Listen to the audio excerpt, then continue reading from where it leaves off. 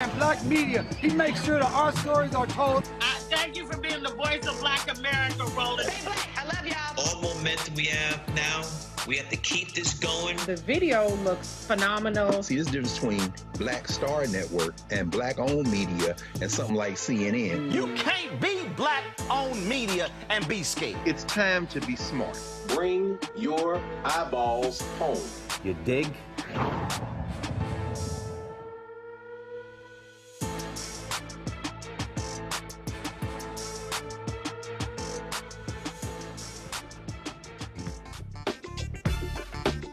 Today is Friday, April 22nd, 2022. Coming up on Roland Martin Unfiltered, streaming live on the Black Star Network, a coalition of civil rights groups, including Black Voters Matter, have filed the first lawsuit against Florida's new racist congressional plan, signed by Republican Governor Ron DeSantis, led by Governor Ron DeSantis, that eliminates 2 majority black districts. Co-founder of Black Voters Matter, Albright, will break down the lawsuit.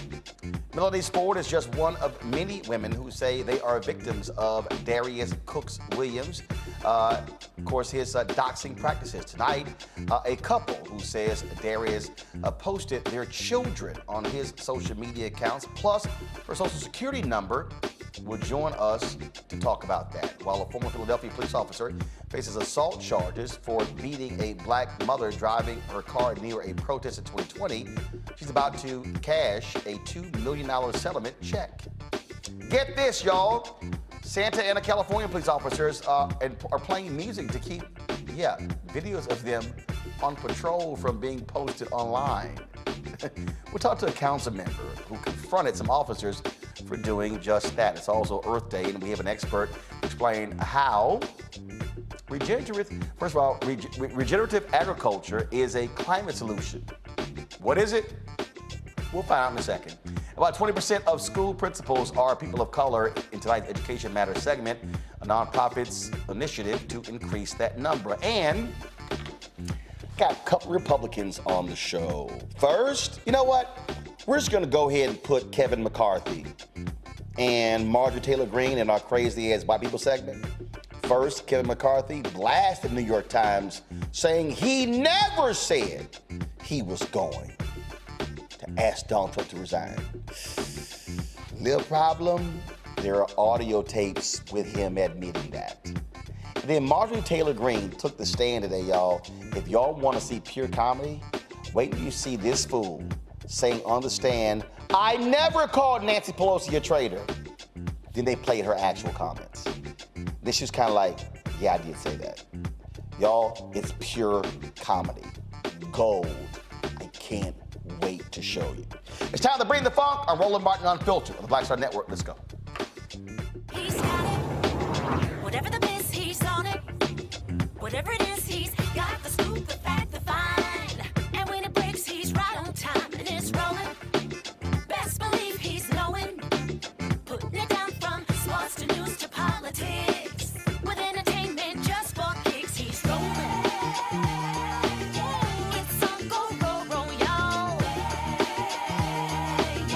It's Roland Martin, rolling with Roland now. He's funk, he's fresh, he's real, the best, you know he's Roland Martin now.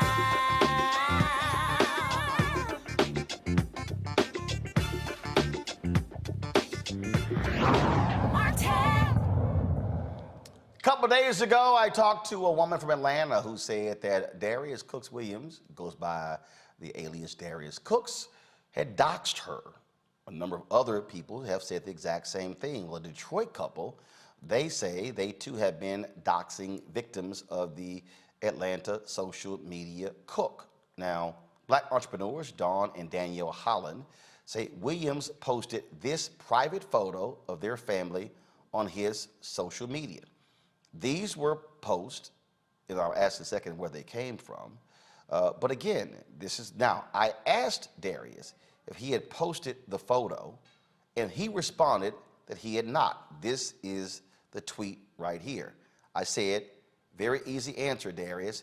Did you post her children? It's either yes or no. He says no.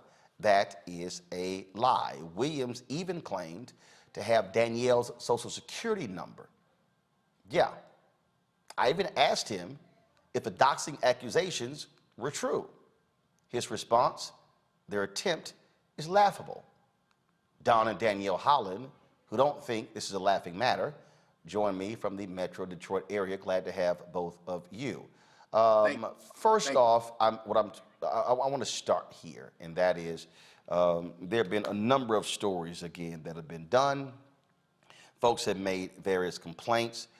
The photo that was posted, did either one of you post that on your social media accounts?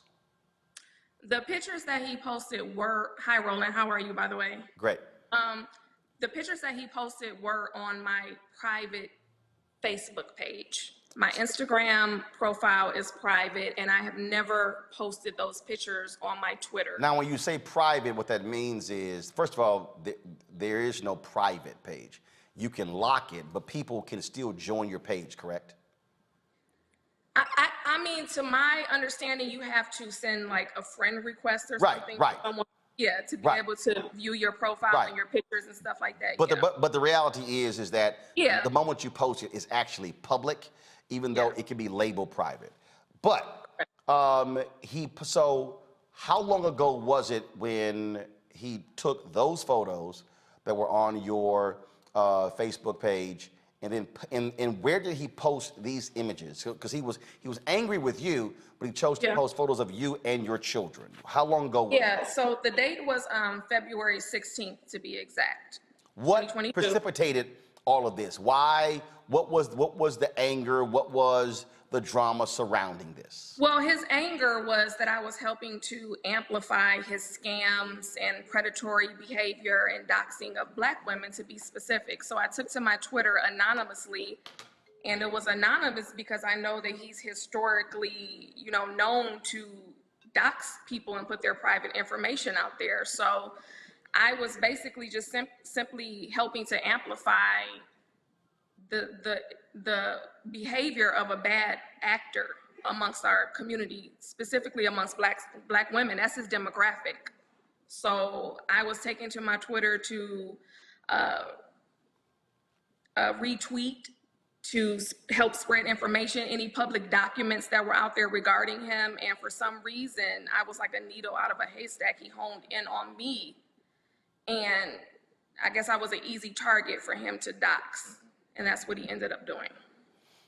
All right, so what else has been published? So was it just these? Now, when the allegation that he posted your social security number, did that happen? When did it happen? He did not actually post my social security number. What he did was imply that he has my social security number, which you just showed in the screenshot or the Twitter tweet that he, tweeted. He said that, I said, why are you implying that you have my social security number? I said, I'm not trying to be employed by you. Why is that something that you would need as far as a social security number and a background check are concerned? And he said, there is no implication. I do have your background check. Screenshot that. He never actually posted my actual social security number, but he said that he implied that he has it. So how long has this been going on, and how has this impacted the both of you and your family? It's been going on, like I said, since February 16th was the official day that he doxed me and put my picture as well as my husband's picture, our underage children's pictures out there.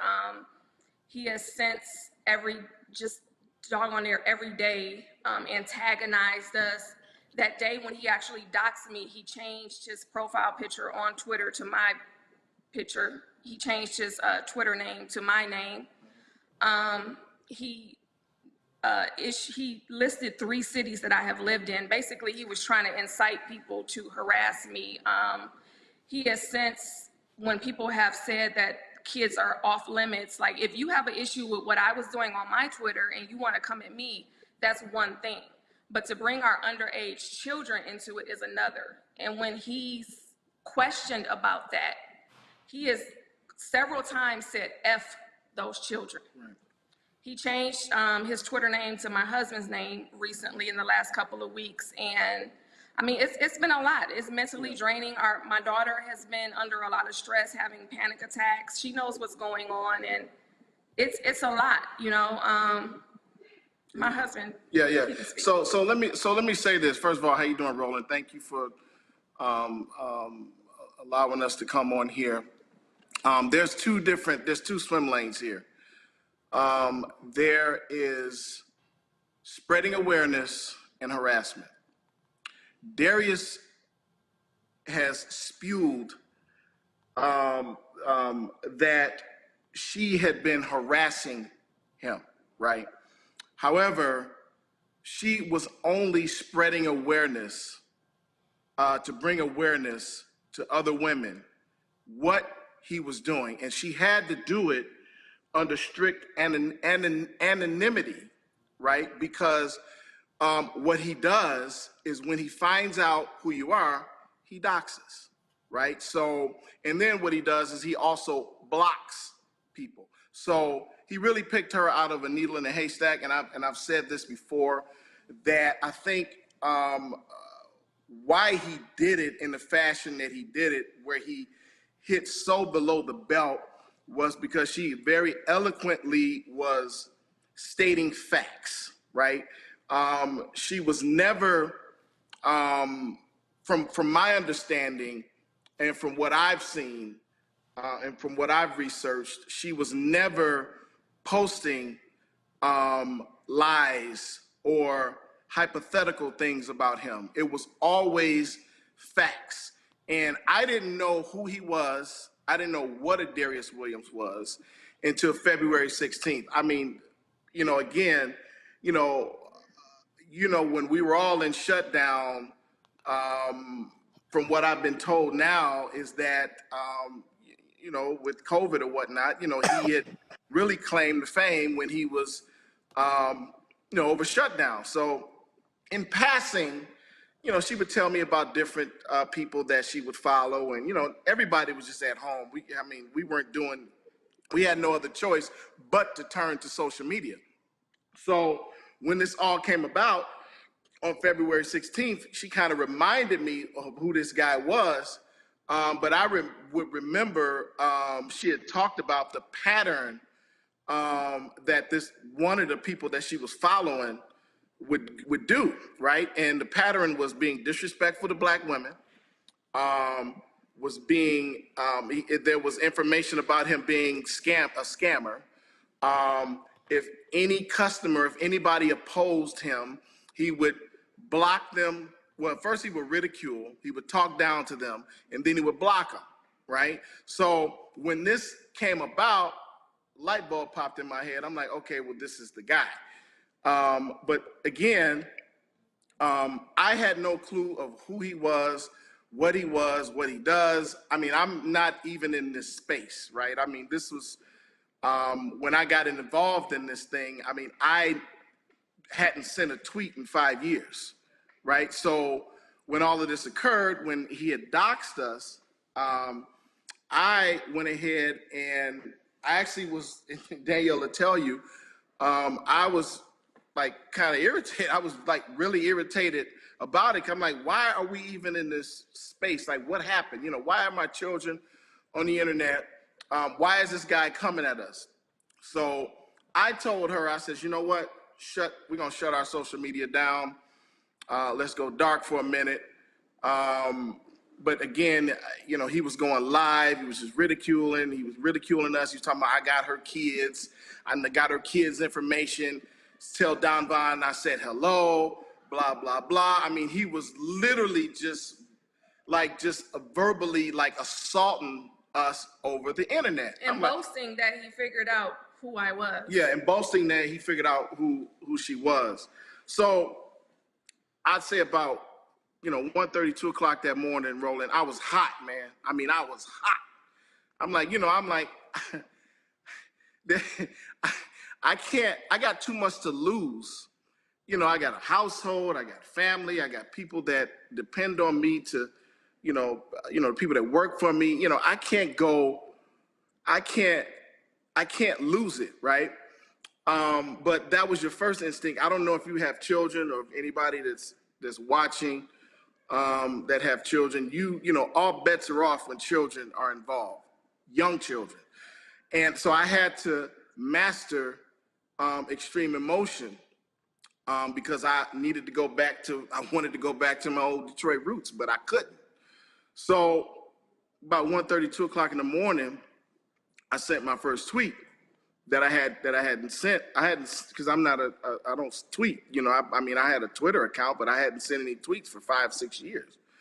So I sent a tweet and I posted a picture of us and I says, you know, Darius, this is Don Von Holland, husband of Danielle.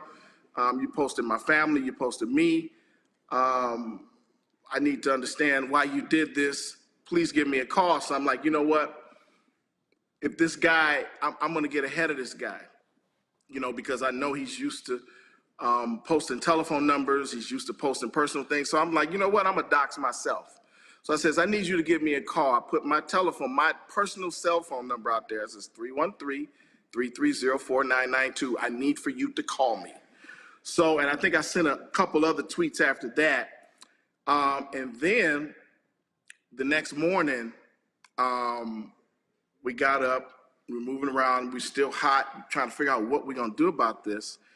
And I believe that Danielle had saw that he was live, and this guy had actually was telling his followers that, yeah, I talked to her husband, I had a conversation with him, told him what his wife was doing, and blah, blah, blah. And I'm like, this guy is, something's up with this guy. So I did another video and I says, you know, Darius, you said that we had a conversation. You haven't. But to rewind before that, actually, I remember I shut my Twitter down hours before the night before because I was receiving, you know, crazy messages and stuff. So I shut my Twitter down for about 5-6 hours, and we wake up to the morning. What Don just said happened afterwards, but the first thing we saw in the morning was someone sent us an Instagram post from him saying, that's right. That's how you clear a BITCH out. Yeah. So he thought his attempt was to basically, he wanted to threaten me, he wanted to shut me up, he wanted to scare me, he wanted to send me into a dark hole somewhere. And he thought he successfully had did that. So he boastfully made a post, you know, smiling and saying, that's how you clear a BITCH out. Right. So now we fast forward, and then that's when the Instagram Live, he was on Instagram Live, and then he stated what he stated in regards to actually having a conversation with me. So I did a video, I tweeted my second or third tweet, and I says, you know, Darius, you stated that you had a conversation with me. You stated that that we talked, and I says, you know what, my phone has been ringing, but it hasn't been you. I says, you have an extreme, vivid imagination. I mean, this man actually imagined an entire conversation, and he actually verbatimly read that conversation off to his followers. Well, he didn't imagine, he lied. Yeah, he lied, right, that's what I'm saying. So the two of you never had a conversation, but he put it out there that he did. Have the two of you taken any action, any civil action? Have you taken anything asking to have him take things down? Has been any action have you taken against him? Yes. As far as taking, I mean, I've gotten, I've went the route of, you know, with people that I know and or whatnot, where resources that I've been trying to use, we've filed a local police report. It is currently in the prosecutor's office. I'm in the discussions with the prosecutor right now on a local level here in Michigan. Got it.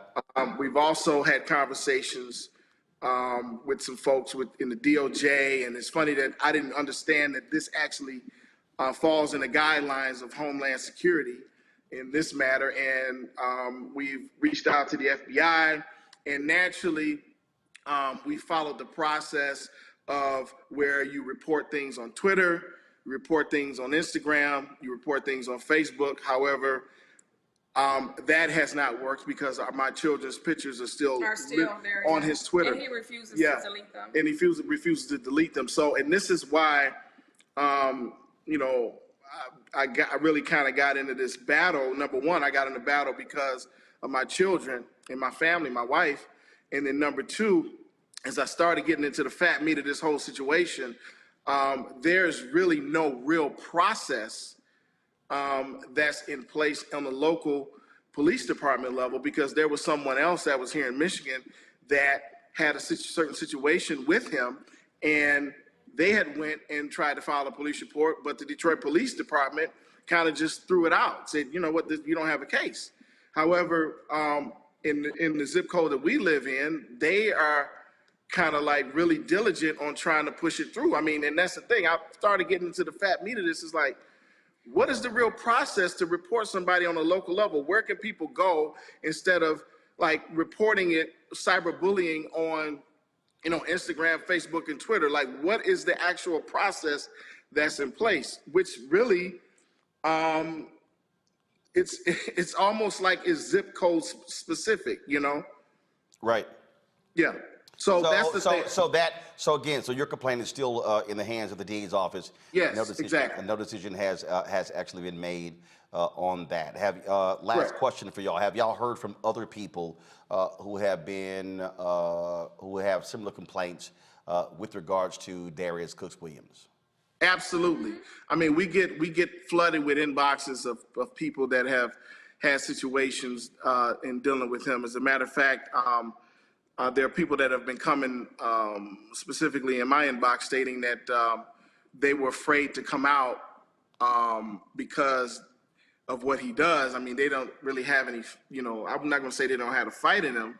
They just necessarily don't know what to do to try to fight this whole process. So that's the thing. I'm actually trying to figure out how I could help them and what do we need to do. So it's like I'm kind of guiding the individuals that's in my inbox on what they need to do and follow the steps and the protocols that we are trying to do, you know, that we're doing. So yeah, we get tons of people that reach out to us saying, hey, this happened to me. Hey, this guy blocked me. Hey, this guy owes me money.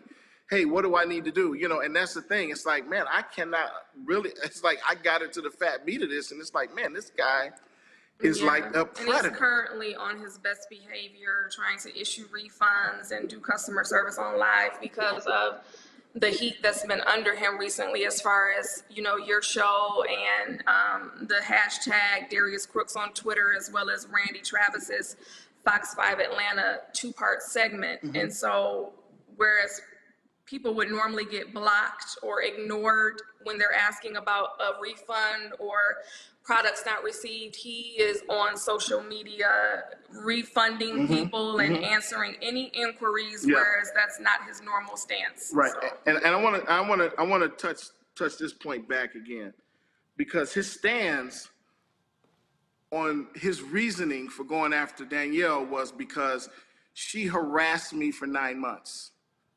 Roland, you know as well as I do that the definition of harassment and the definition of awareness is totally two different things, right? Danielle was literally spreading awareness to other women, right, about his hypocrisy. This guy is a predator to our aunts. This guy is a predator to our mothers, our grandmothers, our sisters. You know, and that's the thing. And again, she had to do it in strict anonymity because of the way he operates. Yeah, I think in the week that I was doxxed, I was, I believe, the 4th woman that he doxxed. Or 4th, I shouldn't say woman, because it was a couple, the people that owned the Airbnb in Texas. He doxed them.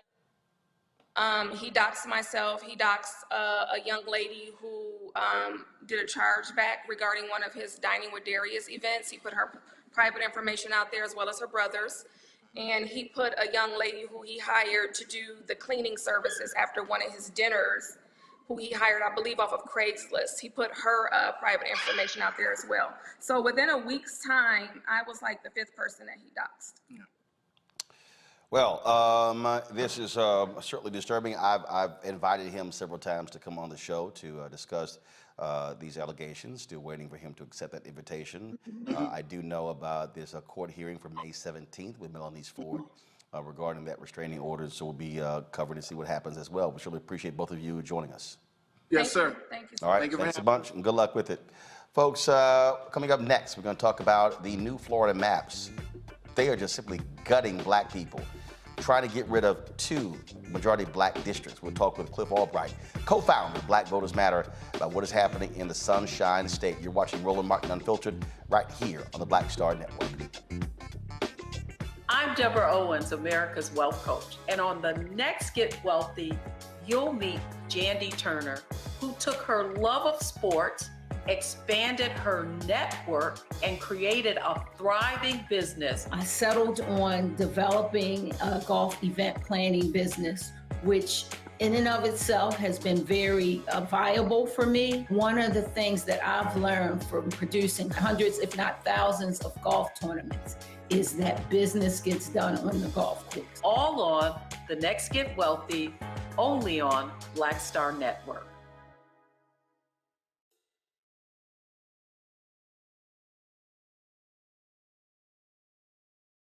This week on The Black Table with me, Greg Carr, reparations. Is it finally time?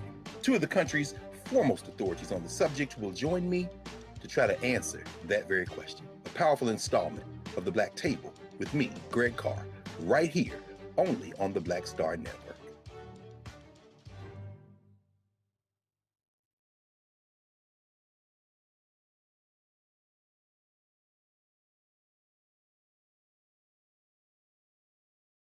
Before Till's murder, we saw struggle for civil rights as something grown-ups did. I feel that the generations before us have offered a lot of instruction.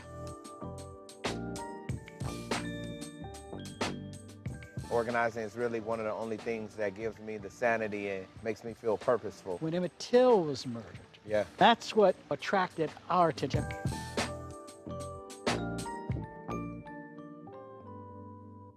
Hey, I'm Arnez J. Black TV does matter, dang it. Hey, what's up, y'all? It's your boy, Jacob Lattimore, and you're now watching Roland Martin right now. Stay woke.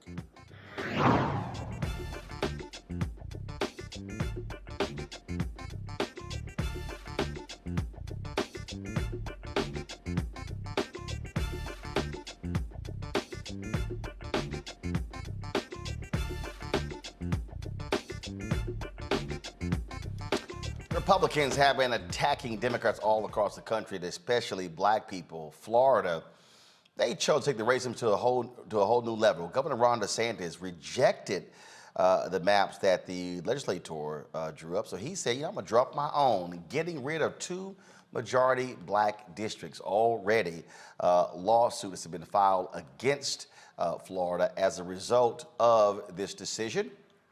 Joining us right now, folks, is Cliff Albright. He is the co-founder of Black Voters Matter. Glad to have him with us. Cliff, look, we expect stupid stuff to happen in Florida. Now we see this. This is an absolute attempt by Governor Ron DeSantis to completely destroy black representation in Congress.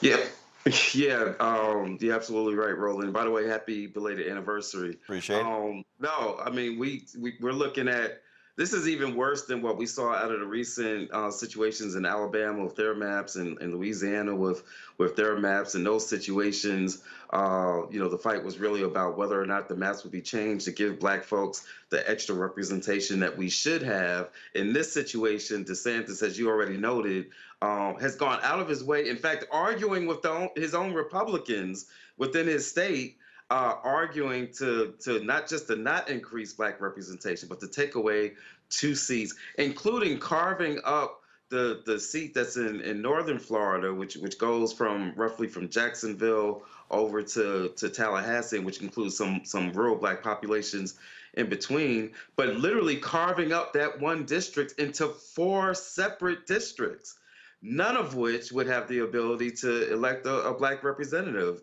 taking it from a district that has, close to 50% black representation and carving it up into 4 districts, none of which have anything more than 30%, and some as low as in the teens. And so, he's been very clear about what it is that he was trying to do. In fact, idiotically clear, because he's basically announced that the reason that he was doing this is because he's trying to carve up this black district. Just a clear violation, not just of the Voting Rights Act, but more importantly, even of Florida law, and a Florida amendment that was passed regarding fair districts back in 2010, an amendment that was passed because of what the voters voted for in the state of Florida. So this is an attack on democracy writ large, but obviously on black folks. This is squarely rooted in racism and anti-blackness, and he's not even trying to hide it. And look, the reality is, whether it's this decision, whether it's him leading the removal of Disney's favorite tax status, we can go down the line. Ron DeSantis is trying to be Donald Trump 2.0. He's up for re-election as governor, but he also wants to be the Republican nominee for president in 2024. That's what all of these moves are about. And in fact, I dare say that Ron DeSantis, and I said this about Mike Pence, is even more than Donald Trump, more dangerous than Donald Trump. We knew Donald Trump was a buffoon, but these folks are even more dangerous than that idiot. Yeah, no, definitely. And he's demonstrated it in a variety of ways. And you just mentioned, some of the things. And that's why I always say, people try to act like voter suppression is just, just an administrative act. It's just a white collar crime, right? It's a bureaucratic crime. No, voter suppression is a violent crime. It has violent impacts on our lives. And when you have somebody like DeSantis who's in power because of voter suppression and is able to do things like don't say gay and attacking LGBT rights and attacking black rights and literally killing people in the state of Florida because of the way that he's handled or mishandled COVID, and a protest bill which has literally allowed people to drive cars over protesters. Let's not forget that. Voter suppression is a violent crime. It is having violent impacts on our lives, and he's using any means necessary to maintain that. Keep in mind that and shout out to the Florida legislators who, in the midst of this vote on this map, decided to do a sit-in, and not even just a sit-in, a full-out protest, because they weren't just sitting quietly. They had signs and were walking around, and so shout out to them. But keep in mind what they did, what the Republicans did in response to that. They cut off the internet, right, which is something that you see in these countries that people try to paint at as being so authoritarian, dictatorships and all that. They cut off the internet, and then they kicked out the journalists, right, which again is something that you see in all these authoritarian states. This is what it's come to in the state of Florida. All of it is rooted in anti-blackness, but as we often see with racism, structural racism, and white supremacy, what starts off geared directly at us eventually infects their entire system. Again, the constitutional amendment that he is going against in Florida law is an amendment that was passed by the voters of Florida. And so he's attacking black voters and the black community, but in doing so, he is attacking the very nature of Florida democracy and something that Florida voters across the board had voted to approve. Well, I mean, these are the games that Republicans are playing, and this is also why many folks have been making it clear that Democrats have got to wake the hell up, pay attention to what's going on. You look at the polling numbers of President Joe Biden, they're down. They are not as low as Donald Trump's were at this particular point. And so Democrats are going to have to muster something to say to voters, especially black voters. Otherwise, they're going to get obliterated in November, and they very well could take control of the House and the Senate. And if that happens, you're going to see all sorts of federal investigations. You may see Republicans attempt to impeach President Joe Biden. You're not going to see the black judges that Biden has been appointing get confirmed by the United States Senate. They are going to declare war on black people and America if they are in control of the House and Senate come January 2023. That's right. And the only way to keep that from happening, one of the only ways to keep that from happening, and you mentioned it, Roland, Democrats have got to get, including in Congress as well as in the White House, Democrats have got to be just as ruthless about using their power. And yes, I said ruthless. They've got to be just as ruthless about using their power for the good, right? as folks like DeSantis have been for using it for the bad in the name of white supremacy and racism and anti-LGBT and anti-women and anti-everybody else, right? That's their campaign motto, right? Republican Party, we hate everybody. And so, but they don't hate anybody more than black folks. So we need the Democratic candidates, those who are already in office, as well as those that are running for office, to be just as clear about their defense about black folks and other marginalized groups, and to speak to our issues and to speak so unapologetically. That's how you mobilize a base. President Biden has got to be just as aggressive at using his power and to protect students and to waive student loan debt and to deal with police violence and whatever it is that they can do at the executive level. He's got to be just as aggressive at doing that as people like DeSantis are for using their power for the bad. That is the only way. We're not going to say that you counter hate with hate, right? But you got to counter power with power.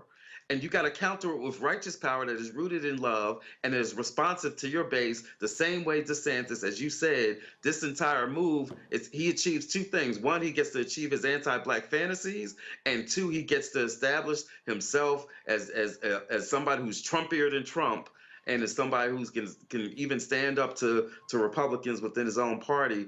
The Democrats have got to find that kind of courage and be willing to use their power in the same ways, and to campaign in a way that speaks towards that, not to campaign in a way that's speaking towards these unicorns that they think are out there that are going to somehow be converted to voting for, much the way that one of the Democratic candidates in Florida, we're not going to go into that, stepped on her own toes and made some mistakes because she was trying to cater to some Trump voters. That's not a winning strategy. All right, then. Cliff Albright, always a pleasure, man. Appreciate it. Thanks a lot. Thank you. All right, folks, going to bring in my panel now. Glad to have them here. Let's start out with Michael Imhotep, host of the African History Network, Kelly Bethea, communication strategist, Matt Manning, civil rights attorney. Let's get right into it. Michael, I'll start with you. It is crazy, I mean, just to literally watch what is going on, what Ron DeSantis is doing in Florida. I mean, he is really a mini Donald Trump. This man is a menace to society. And you would think that Democrats are coming up with a consistent and coherent message to take this man down, but they're flailing in Florida. They have no leadership whatsoever.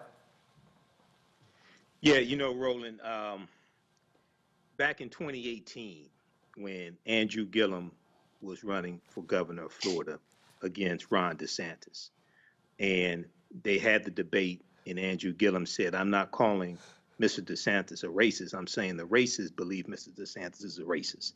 And I was telling people on my show who are in Florida, we have to stop Ron DeSantis. And people were telling me, oh, Andrew Gillum doesn't have a black agenda. They were saying they weren't going to vote because Andrew Gillum doesn't have a black agenda. I said, Ron DeSantis has a black agenda. He has an anti-black agenda. And an anti-black agenda is worse than not having a black agenda. So yes, there needs to be better leadership from Democrats crafting a message, fighting against this. But also, when it comes to African Americans, we have to have something, an internal white supremacist detector that goes off and teaches us how to identify these threats, because we could see this coming. And DeSantis wants to run for president, and you look at the congressional maps, you look at the stop the anti-woke bill, you look at don't say gay bill, all this nonsense. And at some point, I think we're going to come to the realization that we're going to have to leverage our economics to enforce our politics and target some of these corporations who help finance DeSantis and other Republicans, and have nationwide economic boycotts against them. I know the boycotts have to be planned, but if we started planning them back in July of 2021 or something like that, or even, we'd be ready to launch them right now. But we're going to have to, as Dr. King said, April 3rd, 1968, we're going to have to redistribute the pain through targeted, sustained economic withdrawal strategies. Well, Matt, what we are seeing, we are seeing on the Democratic side a successful legal strategy. They have been racking up wins all across the country. The problem is that's preventing a lot of these maps from going into place. That's trying to stop these voter suppression bills, but you still have to excite voters as to why they should keep you in charge.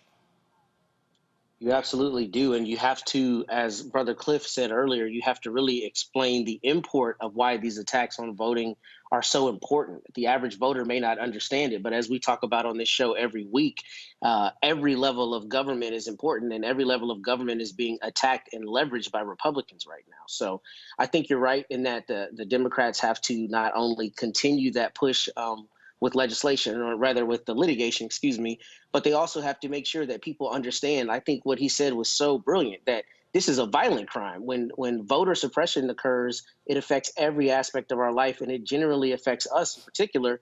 And for example, people may not know, but in the city of Miami, the exact same fight is going on right now with a black enclave called Coconut Grove, where the city of Miami is trying to dilute their voting potential right there in Miami. So Democrats need to continue leveraging this point, and they need to continue educating on this point so people understand just how important it is to fight against this voter suppression. But Kelly, the thing here is you also have to deliver. And the major bills, the two major bills that African Americans are interested in, George Floyd Justice Act, as well as the For the People Act and John Lewis Act, those three bills weren't passed.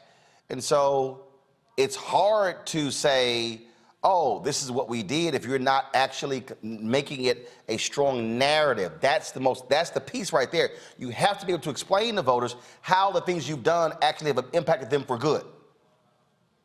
You're absolutely right. But for me, the bills that you just listed, a large reason why they weren't passed is because they didn't have public support. Why? Because no one was talking about the bills. And this goes back to what I've been saying on your show, what you've been saying on your show for God knows how long now. The Democrats have a fundamental problem communicating not only their wins, but what they want to win, which is passage of bills that will make Black people safer, that will make America safer, safer to vote, safer to live, safer to function.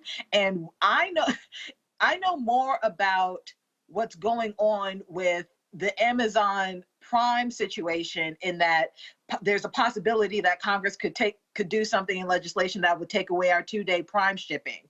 I know more about that through commercials that have been paid for by lobbyists and special interest groups. I know more about that than I do about the George Floyd bill, just on a communications level. Why? Because they have invested in the media space and the ad buys to make sure that we know about that issue. Democrats have not been doing that. I can't remember the last time they have done something like that, probably Obamacare. And it is frustrating to me because, like you said, we have wins under our belt on a federal level.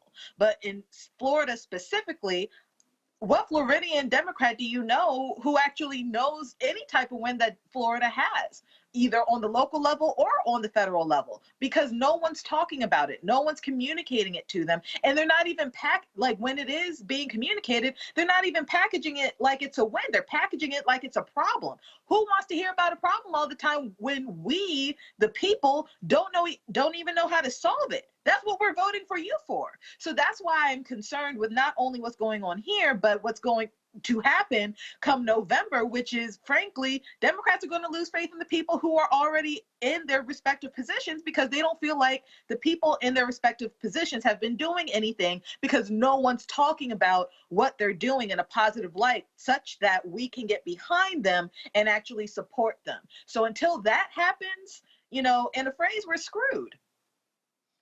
Speaking of, in terms of what the troubles they have, let's talk about the debate last night in Pennsylvania, where John Fetterman is leading in all the polls. He's won statewide. He's the lieutenant governor of Pennsylvania. Democrats are high on his candidacy because he's a strong progressive. But there is a problem because of an incident that took place in Braddock, Illinois, when he was the mayor. In 2013, Fetterman, with a shotgun in hand, confronted and detained an unarmed Black man he suspected was involved in a shooting near his home. During last night's debate, Fetterman was questioned if he would handle the situation differently if it happened today. This was the exchange with Pennsylvania Representative Malcolm Kenyatta, who's also running against him. The third candidate is Connor Lamb. Check this out. Both of your counterparts on the stage tonight have criticized you for the 2013 incident when you were mayor of Braddock. You confronted an unarmed black man who you believed may have been involved in a shooting and detained him with a gun until police arrived. If presented with the same situation, would you do anything differently today? You have 60 seconds. Well, it's important that we first acknowledge the harm based on over-policing and profiling in the black community. It's important that we do that. But it's also important we contextualize Braddock as well, too. Braddock is a community that's 75% black, and I showed up in Braddock 20 years ago to teach GED classes because I wanted to help young people get their lives on track. And I ran for mayor 17 years ago because 2 of my students were gunned down because Braddock had a significant gun violence problem.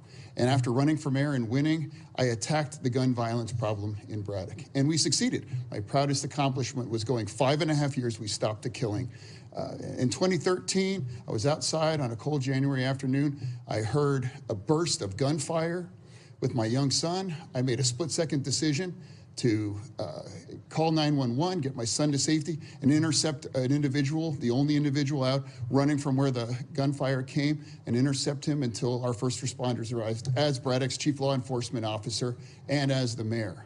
15-second follow-up, though. Would you do anything differently today? It's certainly not a situation that anyone would want to be involved with gun violence. But I'd like to point out that I'm the only Democrat on this stage that has successfully confronted crime and gun violence and has been in charge of a police department. Did you do it? Wait a minute, Mr. Lamb and Mr. Kenyatta, I am going to give you both a chance to answer on this. So the man involved in this incident, who is incarcerated for a separate crime, wrote to the Philadelphia Inquirer saying, quote, "It is inhumane to believe one mistake should define a man's life. I hope he," meaning Mr. Fetterman, "gets to be a senator."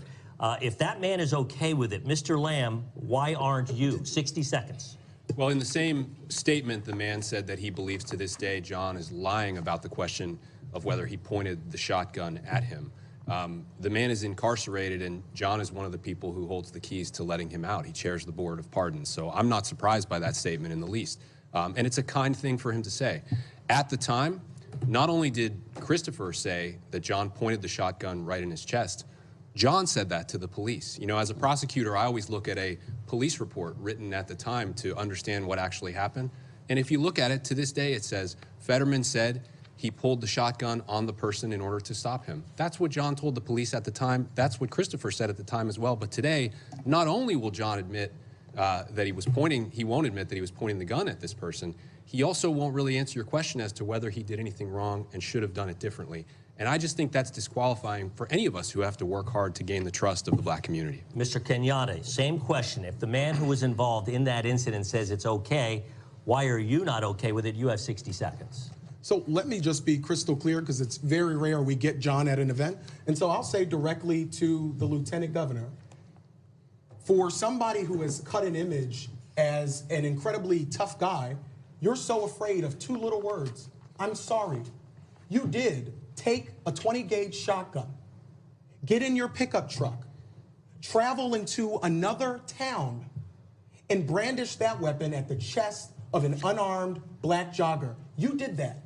The problem is that John still, 9 years later, refuses to do one of the most important things that you want from any leader. You want them to be self-reflective.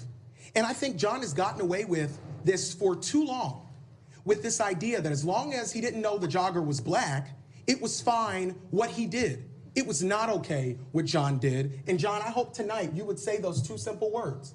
I'm sorry. Mr. Fetterman, 30 seconds to respond on this incident. I would like a lot to clarify. You know, I think it's important to mention that the people of Braddock who know me, that know my heart, know that 2013 had nothing to do with what they're saying today. There was no profiling or anything involved. They know that. And that's why they reelected me by overwhelming margins to 2 additional terms as mayor. And at the end of the day, I want to be clear. That never happened. I never pointed the weapon at the individual. And you know, everyone in Braddock knows. And not only does everyone in Braddock know what happened in 2013, we know what this is about here on the stage. Mr. Kenyatta, I'm going to give you 15 seconds. John, we get it. You have a black friend. The question is, did you point a 20-gauge shotgun at the chest of a black man, and you have an opportunity with all of Pennsylvania watching to say, I'm sorry. Are you going to say I'm sorry today, John? That never happened. So you're not going to say I'm sorry? That never happened. So you still refuse to say I'm sorry to this day? I'm the only Democrat that successfully confronted You're the only gun Democrat violence. who used a shotgun to chase down an unarmed black child. Gentlemen, thank you. Lisa? So that was a lot of back and forth there, quite contentious. I'll start with you, Kelly. Look, Fetterman is leading in the polls. Many Democrats believe that he is the best candidate to represent the state, because frankly, outside of Philadelphia and Pittsburgh, Pennsylvania is Alabama. They say that he casts an image that can appeal to those independent, conservative, Republican voters in terms of how he talks to them, how he represents himself. President Biden comes to Pennsylvania, to deal with some bridges there. He meets them in some shorts. They look at that. But the question is, will it be problematic for black voters? He needs significant black turnout in Philadelphia. Well, I don't understand if Connor Lamb says that the police report says that he said that he pointed the gun at him. Why is he saying now that he didn't? I am not in the mind of that man to, figure out that answer. What I can surmise is that it just simply doesn't look good on a national level to admit that, which is probably why he didn't say those two simple words that Malcolm Kenyatta was basically giving him on a silver platter to say in that debate, I'm sorry. You would think that those two simple words would be easy enough to say, given, the circumstances of the case and the history there, but it will tarnish his image if he says that. And he is more worried about his image than his integrity at this point, to say those two simple words. Now, when you're talking about Malcolm Kenyatta in the sense that he does need the black voter turnout in order to get this done, I absolutely agree with that. And my concern is that we still have this underlying homophobia in the black community such that we can't fully support Malcolm Kenyatta in his entire being to get to the Senate because he is a gay black man. And that is very frustrating to me, because who he loves has nothing to do with how he is going to govern, how he is going to represent the state, which I think he would do phenomenally well, certainly better than somebody who put a 20-gauge shotgun in the chest of a black man that he didn't know and went out of his way to do so. I hope he wins this race, Malcolm Kenyatta, but my cynicism is overriding my optimism at this point, simply because I know just how deep-seated the homophobia is in the black community, such that it doesn't matter how good he is, how much he does, so long as he is a gay black man, you will think that he is not good enough for the role. But he's not running solely in the black community. The reality here, Michael, is that he's running for the Democratic primary for the United States Senate.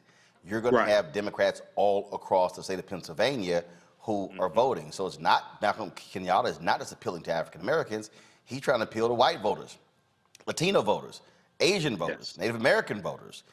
Again, when you look at the polling data, Fetterman has a huge lead. Representative Connor Lamb is a member of Congress who won a so-called red district. They say, oh, he's a kind of centrist, center-right that could actually win. A lot of establishment Democrats actually believe that Connor Lamb should be the U.S. Senate nominee.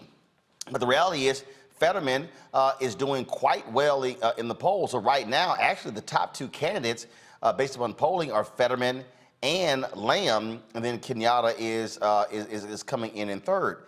But I think, Michael, what Fetterman is doing is he's doing a page from Donald Trump. Never apologize. Yeah, never apologize. And what happened? Trump won. Right, never apologize and never admitting to it happening as well. Never apologizing, never admitting to it happening. And, he's doing, he's leading in the polls.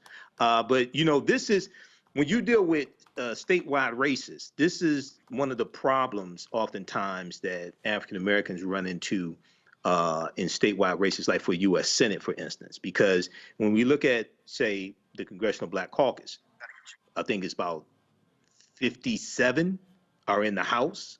A House district is 710,000 people based upon the 2010 census, the redistricting from the 2010 census.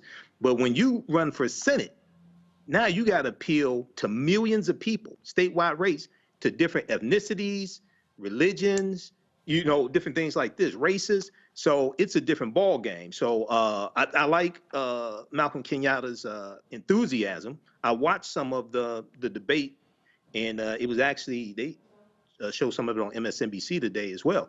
I also want to hear some of their platforms also, their policies beyond this 2013 incident. Beyond this 2013 incident, I want to also hear some of their policy platforms as well.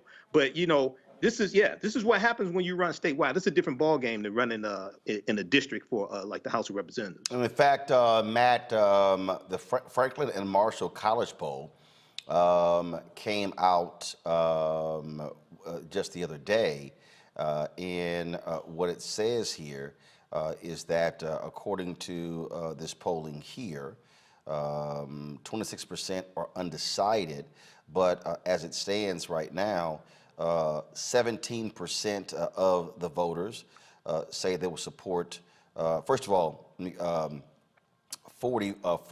here's the deal. 20% of the Democratic voters said they support him, and 44% said they were undecided. Okay, that was last month. Now it's changed. Now you're now dealing with a significant number. Fetterman is at 41% in Pennsylvania. Connor Lamb is at 17% in Pennsylvania. State Representative Malcolm Kenyatta is at 4% in Pennsylvania. And so, again, I just think what you have here, I think if you have Fetterman, I think that is this notion of, no, I'm not going to apologize, knowing full well that that appeals to a lot of voters. I think that's true. I think it does appeal to a lot of voters because we've seen that a lot of voters now like that Donald Trump brand of brashness and of, lack of apology. Look, I'm not going to ever say I'm wrong. I'm not going to ever say I did wrong. The problem, I think, for Fetterman here is that he's actually said publicly a number of times that he did, in fact, pursue the person, that he had reason to believe the person was involved. And as Mr. Lamb said, that he indicated he did point the weapon. I guess his thought now is that he has nothing to lose and really, by not admitting it. And he has, I guess, something to lose by saying he did, in fact, point the gun, considering the national zeitgeist.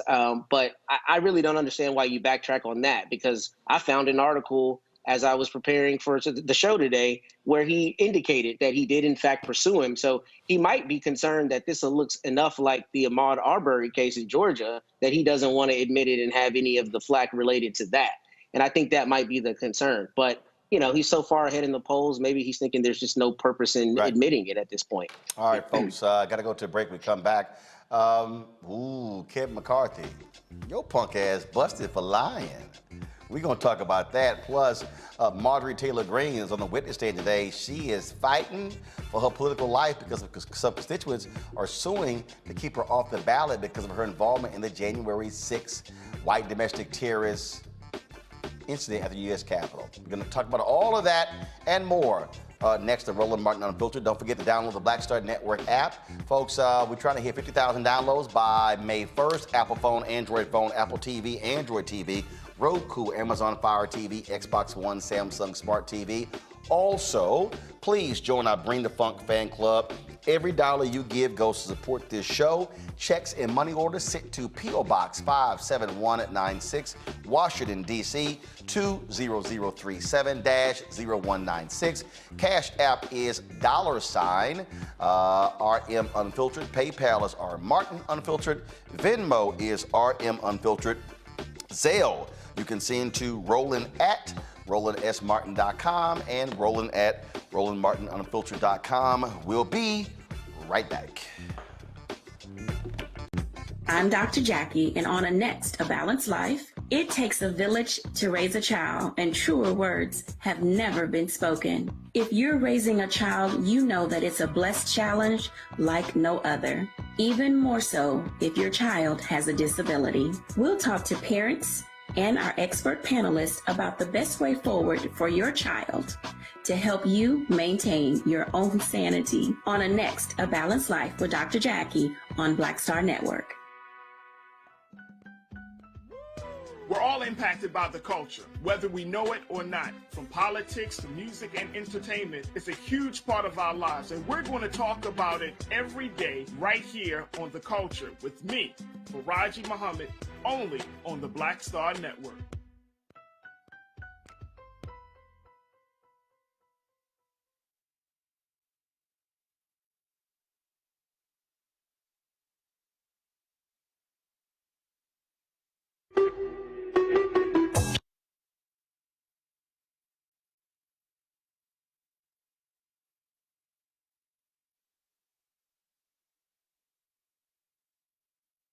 Black Star Network is here.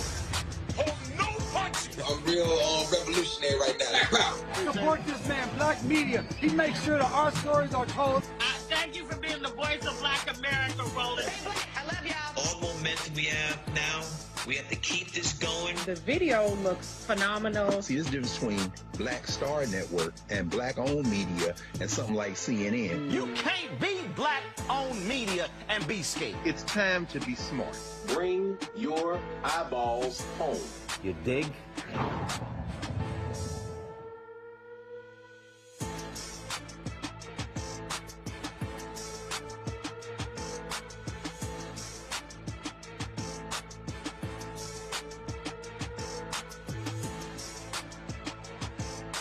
I'm Angie Stone. Hi, I'm Teresa Griffin. Oh, Roland. Hey, Roland. I am so disappointed that you are not here, first of all. Where's our dance? It's like we get a dance in every time I see you. And so now you're not here for me to dance with, sir. You and your ascot. I need it. I need that in my life right now. Okay, I love you, Roland. What's up? I'm Lance Gross, and you're watching Roland Martin Unfiltered.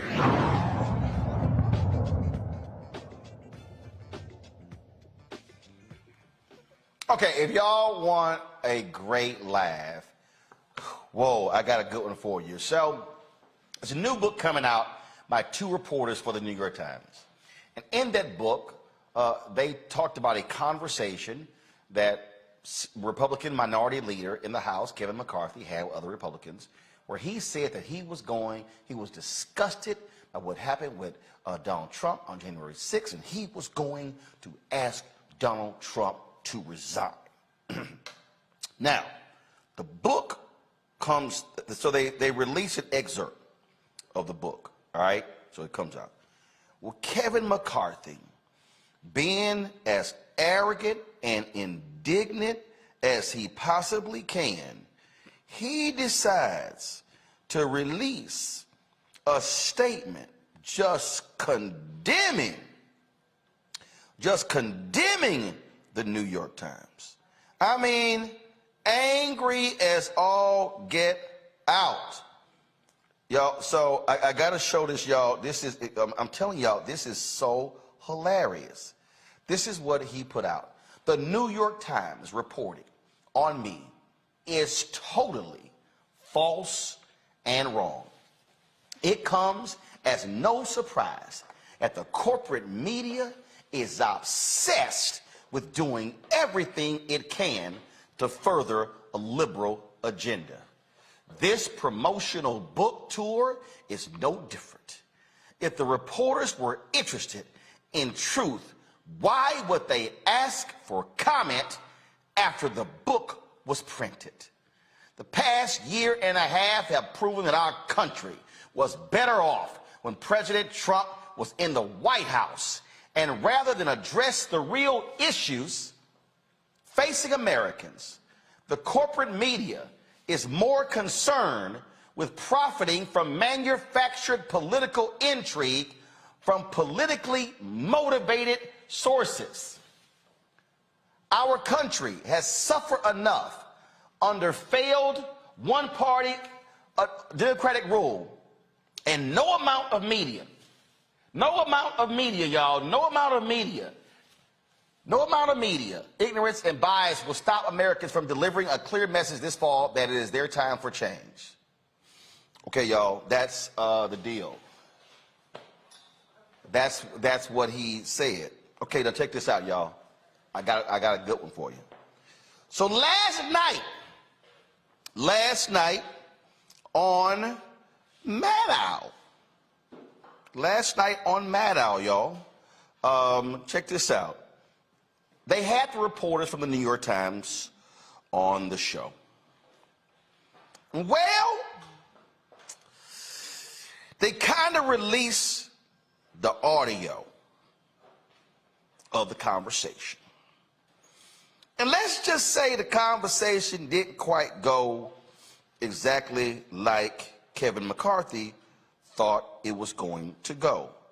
So this is what was played last night on Rachel Maddow's show. Go. Here it is. Liz, you on the phone? Yeah, I'm here. Thanks, Kevin. I guess there's a question. When we were talking about the 25th Amendment resolution, and you asked if you know what happens if it gets there after he's gone. Is there any chance? Are you hearing that he might resign? Is there any reason to think that might happen? I've had some few discussions. My gut tells me no. I'm seriously thinking of having that conversation with him tonight. I haven't talked to him in a couple days. From what I know of him, I mean, you guys all know him too. Do you think he'd ever back away? But what I think I'm going to do is I'm going to call him. This is what I think. No, it'll pass the House. I think there's a chance it'll pass the Senate even when he's gone. And I think there's a lot of different ramifications for that. Now, I haven't had a discussion with the Dems that if he did resign, would it not happen? Now, this is one personal fear I have. I do not want to get into any conversations about Pence party or anything like that. I mean, the only discussion I would have with him is that I think this will pass, and it would be my recommendation we should resign. I mean, that would be my take, but I don't think he would take it, but I don't know. Y'all, it gets better.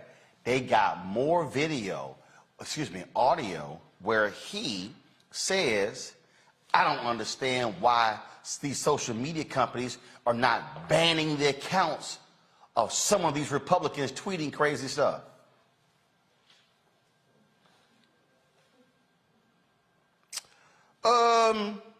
Matt, I don't think Kevin McCarthy had a good night's sleep last night when they dropped this audio on his punk ass. And so now all of a sudden, we know he lying, we know he making stuff up, we know he's sitting here just, dog, Republicans are livid. Because he's sitting here, no, it ain't happened. Dog, they got you on tape. And the folk who gutted his ass is a fellow Republican. Matt, this is straight up manna from heaven. Served up on a platter, you're right. Look, I mean, how you gonna lie about something as unequivocal, as it would be my recommendation that he should resign? I mean, that's clear as day, and I think it's part of that same playbook of just keep lying, try to act like it didn't happen and hope people forget about it. But this, I mean, you're saying, look, the corporate media and all this BS. No, you clearly said it would be my recommendation that he should resign and expressed that you didn't think that he would do that. I don't know why you would even lie about this instead of trying to spin it in some other direction. But I'm glad that it's being served up because he looks like a fool, as he should.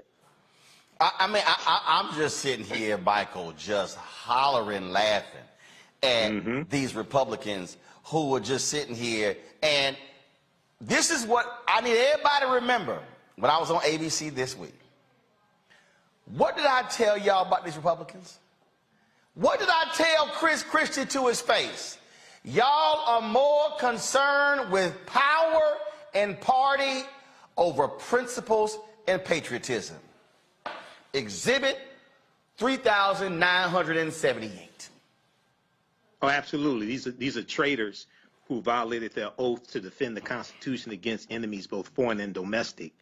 And they're trying to protect the domestic terrorists who incited the January 6, 2021 insurrection, which is a continuation of the Civil War and the end of Reconstruction. So I watched Rachel Maddow's show live last night. recorded it also, watched The Last Word with Lawrence O'Donnell. He continued the discussion.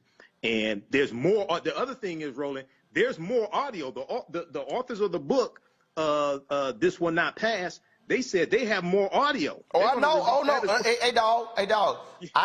One of them tweeted me today. One of them texted me today. Get them on the show. Get them on the show. There's more. And see, this is why we have to understand. This is why these traitorous Republicans have to be destroyed in the 2022 midterm election.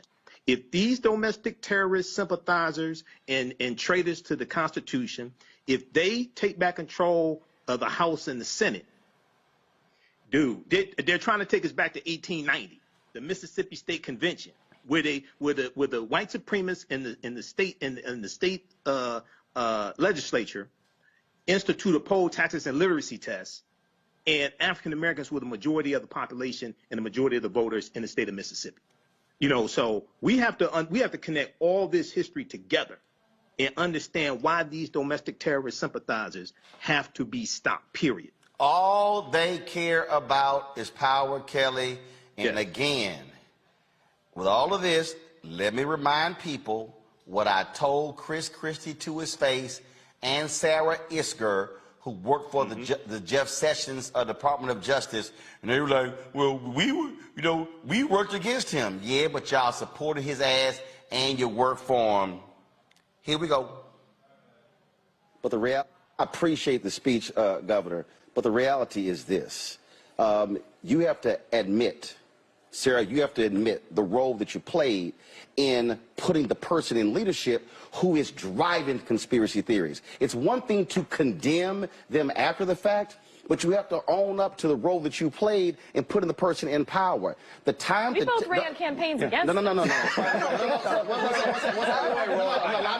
me finish. First off, I don't one second. First off, I don't admit anything to you. Can I finish? First off, I don't admit to you. And second, I ran against Donald Trump in 2016. You also coached him for the debate, sir. You ran against, here's the deal. You ran against him. But when a person has principles, morals, and values, they do not support them even if you lose. And what they say is, I choose patriotism and the country over party and power. And the problem was too many Republicans chose power in riding with Donald Trump as opposed to patriotism and America. I'll sleep fine tonight with you judging my morals. Well, guess what? As a voter, as a voter who has 13 nieces and nephews, what I also want to see in America are Republicans and Democrats who have the guts to stand up to narcissists, to folks who lie, to folks who sit here and lead a country in the wrong direction. And what that man has unleashed on this country, any Republican who stood with him has to own it and accept the role that they played. Yeah, well, that's fine. I'll accept the role that I played in the 2016 election running against him,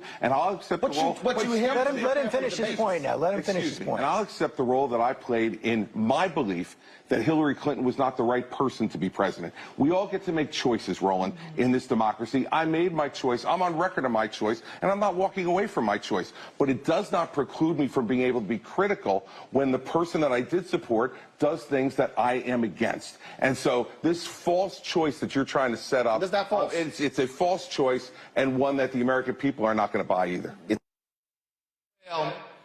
Kelly, they put that punk fool thug in power, and guess what? We're seeing Kevin McCarthy, who gives a speech condemning Trump, but then took his ass down to Mar-a-Lago, sucking up to him with the photo and everything. That's what all these Republicans do. They suck up to Donald Trump. They do not stand up for principle. They stand up for power. And that's exactly how Trump came to be. I mean, what Chris Christie said was valid in that, yes, he did make his choice. I don't think that he thought that Donald Trump would do what he did. I don't know if anybody really thought that. If anything, I think that he thought that Hillary Clinton was the worst choice, and he thought that Donald Trump could be controlled. Like somehow once he got into office, all of a sudden he would be presidential and statement-like. I don't know why he thought that, but First of all, he showed his ass before he even got in there. We knew exactly who he was, and black people knew exactly who that thug punk was.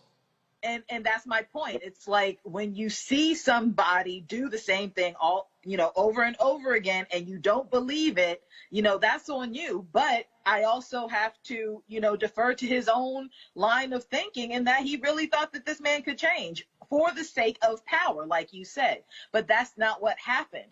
But going back specifically to the call between Liz Cheney and Kevin McCarthy, when I heard the tape the first time, I just cried laughing because, outside of the political bubble, just looking at it objectively, this is a receipt. And the fact that he lied to the, Post, New York Times? He lied to a newspaper about what they reported. No, he lied to America. He put that on his Twitter account. He lied to everybody. He thought he could lie until they hit his punk ass with the tape.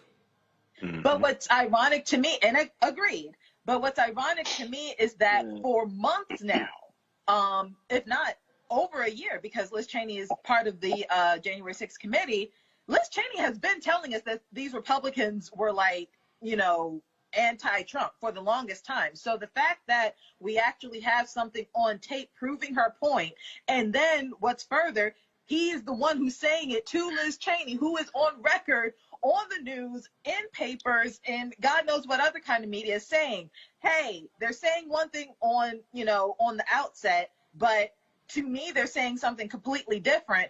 And everybody just kind of brushed her off, whether it's because she's a woman or because she, is the daughter of another politician, whatever. They just kind of brushed off that sentiment that she has. She was firm in it. She was like, hey, I'm not the only one who thinks like this. I'm just the only one who's saying it out loud. Hey, Bob. And Kevin McCarthy is proof that she is not the only one who thought like that, but she is the only one who thought it out loud. And then for him to double down and lie on it with this receipt, I mean, like you said, manna from heaven. Well, bottom line is here.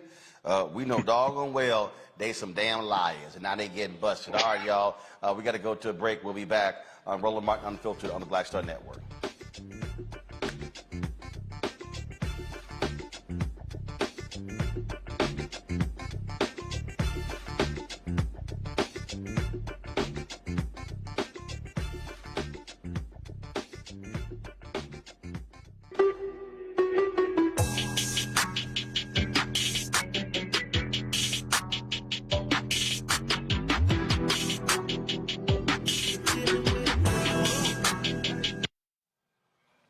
All right, fam, Patrol Grooming, that's right, is a men's grooming company that delivers on this promise every day to men everywhere. Everything we do, every product we make is designed to help you to present your best self. It's a promise they've kept since 1991 when they first introduced the Bump Patrol brand, the #1 men's product for smooth, bump-free shave and silky skin. Millions of customers count on their exceptional skincare products, which can be found at more than 30,000 retail stores in more than 50 countries around the world. Now you can have exceptional beard and skincare products that are as unique as you are. Fellas, as we prepare to head back out into the world as COVID restrictions are being lifted, it's time to get our groove back. So visit www.patrolgrooming.com to order Patrol Grooming Box and use the discount code #Roland30, that's #Roland30 for a 30% discount at checkout. Folks, be sure to support those that support Roland Martin Unfiltered. That includes Patrol Grooming. I'm Dr. Jackie, and on a next A Balanced Life, it takes a village to raise a child, and truer words have never been spoken. If you're raising a child, you know that it's a blessed challenge like no other. Even more so if your child has a disability. We'll talk to parents and our expert panelists about the best way forward for your child to help you maintain your own sanity on a next A Balanced Life with Dr. Jackie on Black Star Network. This week on The Black Table with me, Greg Carr, reparations. Is it finally time? Two of the country's foremost authorities on the subject will join me to try to answer that very question. A powerful installment of The Black Table with me, Greg Carr, right here, only on the Black Star Network. Hi, I'm Eric Nolan. I'm Shantae Moore. Hi, my name is LaToya Luckett, and you're watching Roland Martin Unfiltered.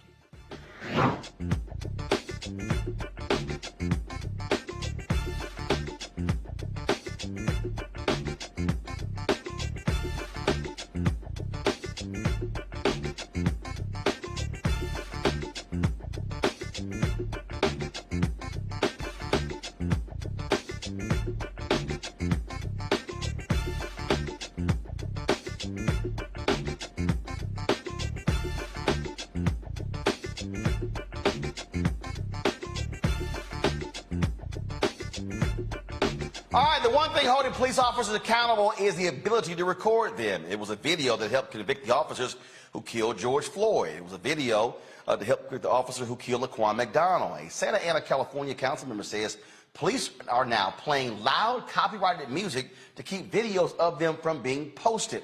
Check this out. Oílo, está poniendo música. Porque él sabe, en mi canal no puedo poner videos con música. ¿Has visto videos donde dicen, oh, no tengo derechos a la música? Neta. No me quieren. Estos no me quieren.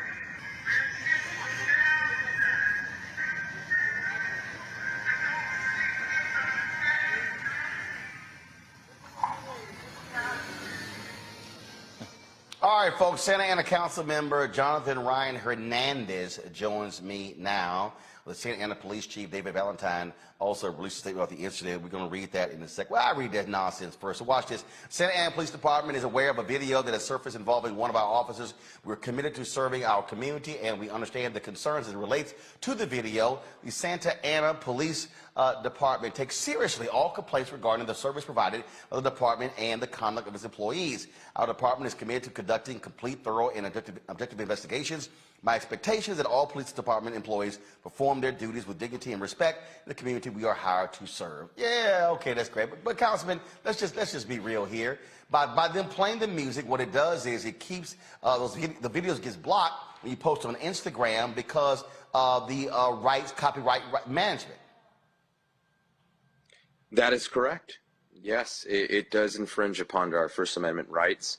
And as an elected official and somebody who grew up in that neighborhood, it's important for me to protect our citizens and to make sure that I do everything I can to protect our First Amendment rights. You know, I just sit here and again, you watch, you know, what is going on here. And what you have is you have these cops who are clearly playing games. They got together and decided, oh, we know how to stop these videos from going viral. That's exactly what. So what can you do? How can you change this? How can you impact this? Well, for one, I want to inform the public that you are well within your right to film the police. If it wasn't for those brave community members that recorded the murders of people like George Floyd, if it wasn't for those brave community members that recorded the murder of my cousin, Brandon Lopez, who was killed by Anaheim Police Department in Santa Ana on September 28th of 2021, I was on site that day, but many members of the public recorded.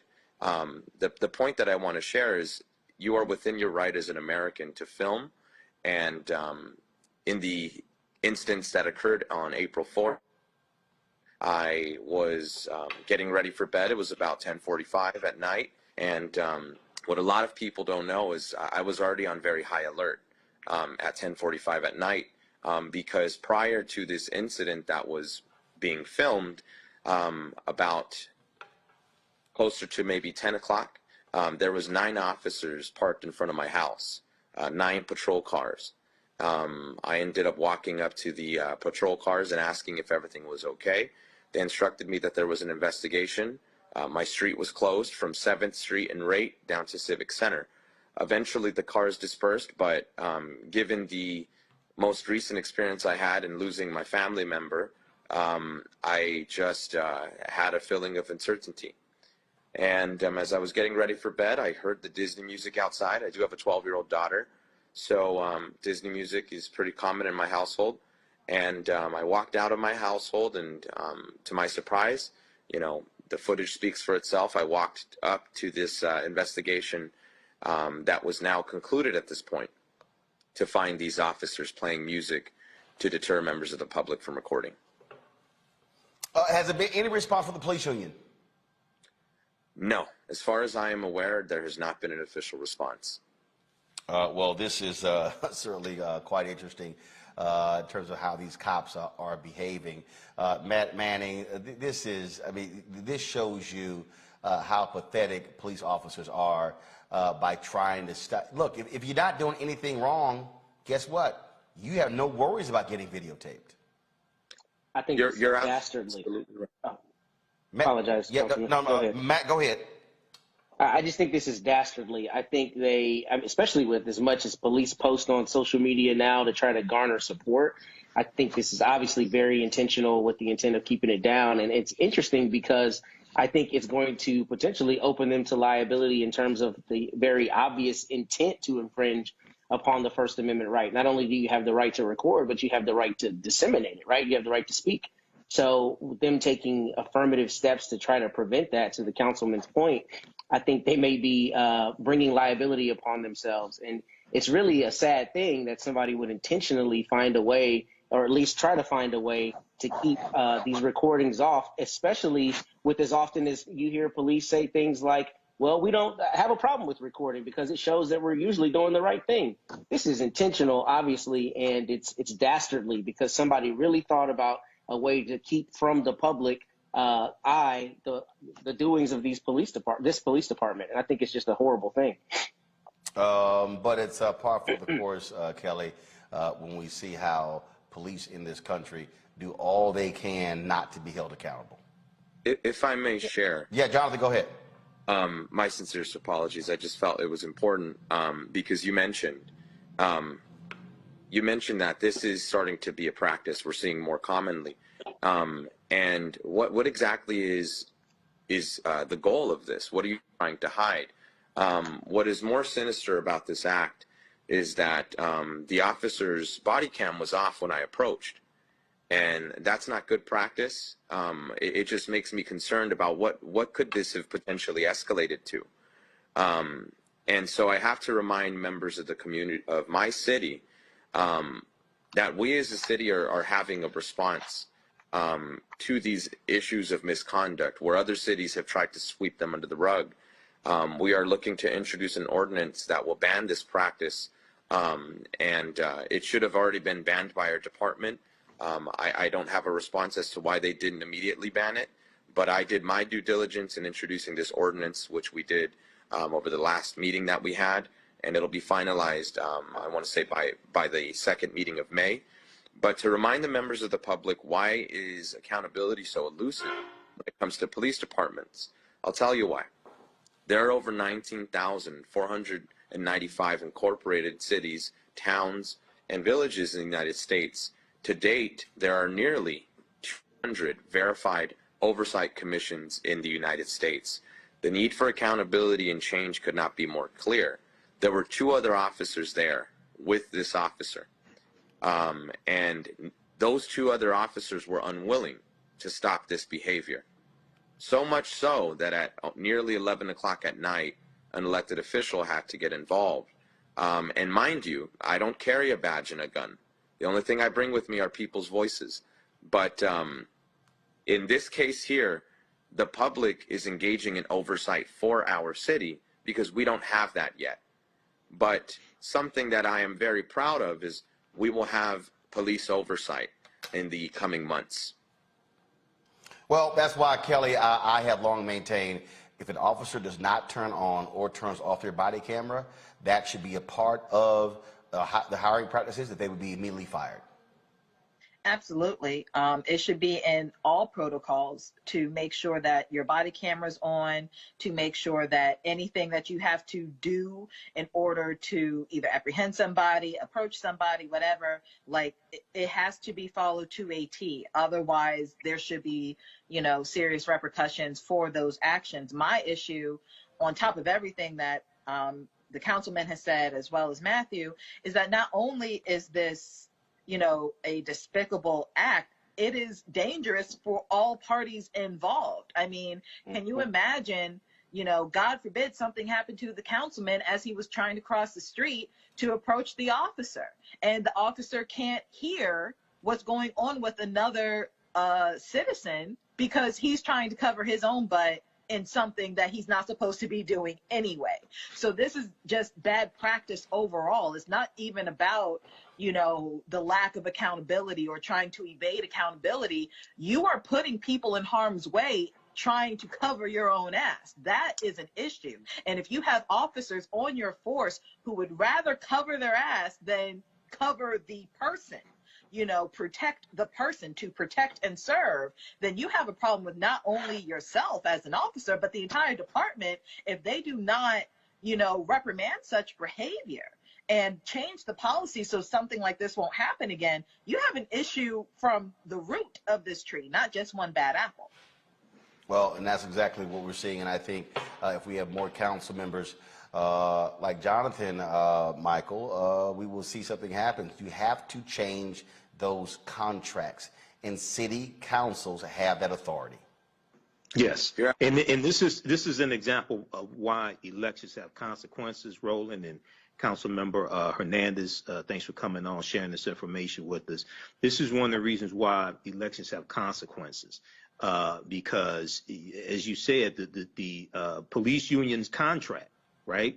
That's usually, oftentimes in many municipalities, controlled by the city council. Okay, and what the city agrees to is the city council that votes on the police union's contract. I just had a quick question for Councilmember Hernandez.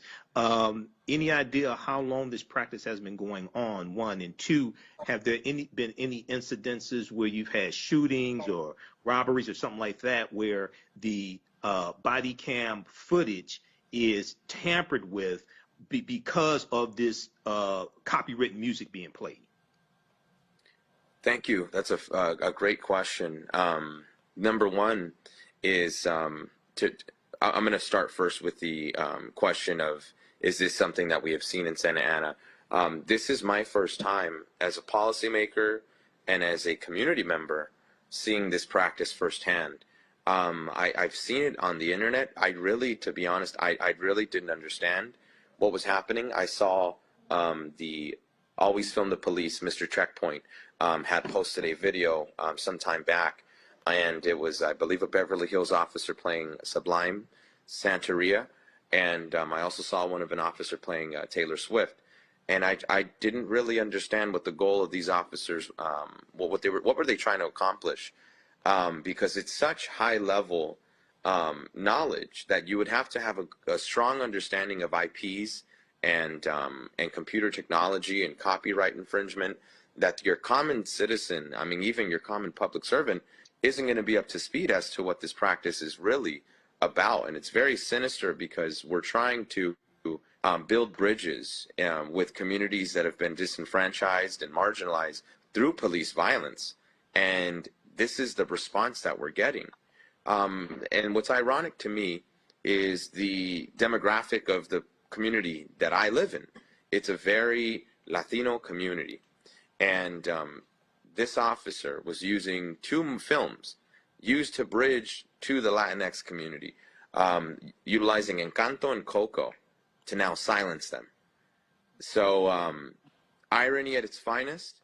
It's childish, it's despicable, and as a policymaker, right, I could never stand for it. And to answer your other question, I have done some research, and I have found that there have been multiple instances across this country where police have been utilizing this tactic. However, I have not seen any local body of government do anything about it. So I wanted us to be at the forefront of making sure that we stick to the demands of the people and fight for accountability and transparency. Matt, final question.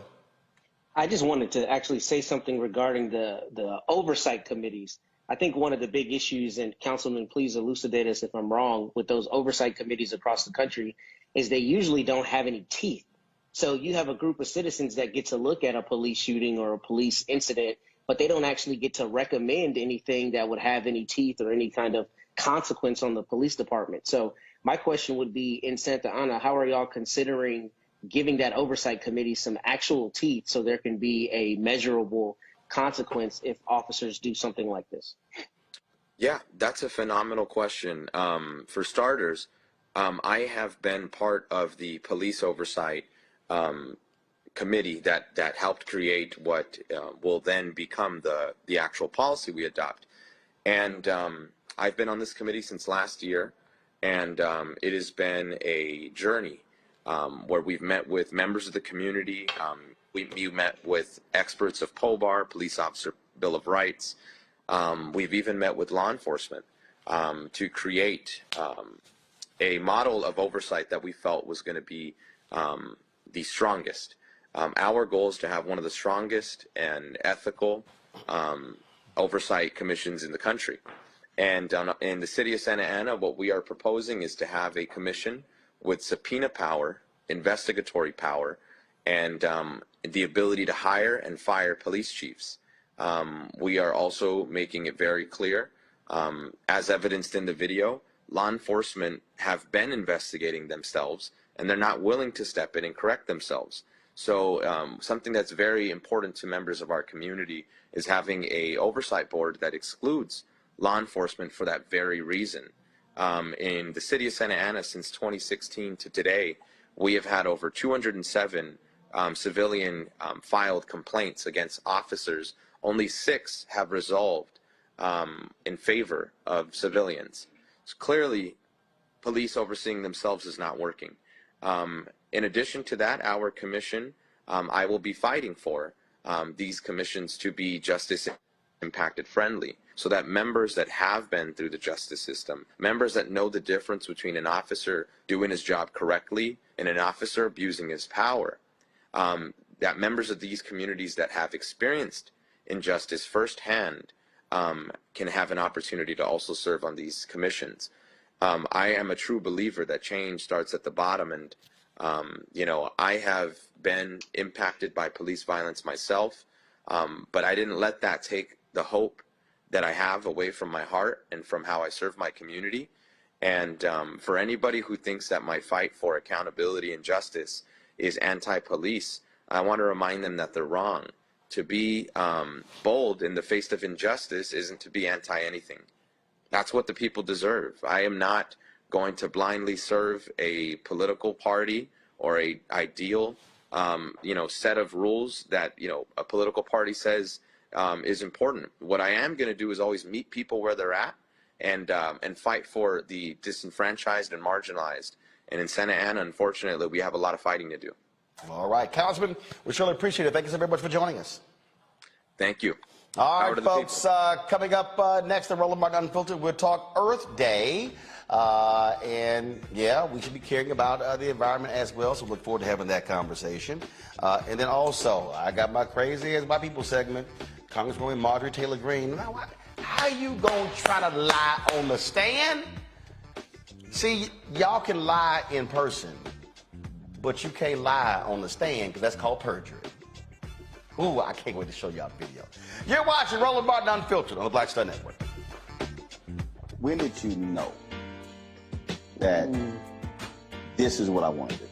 I think right after high school, because in high school I was in all the plays. Well, I was always funny, but I didn't know nobody would pay me for it, you know. And then I saw Eddie Murphy. This was like '84 when I saw Eddie Murphy. Eddie Murphy was the hottest thing in the whole wide world, not just comedy.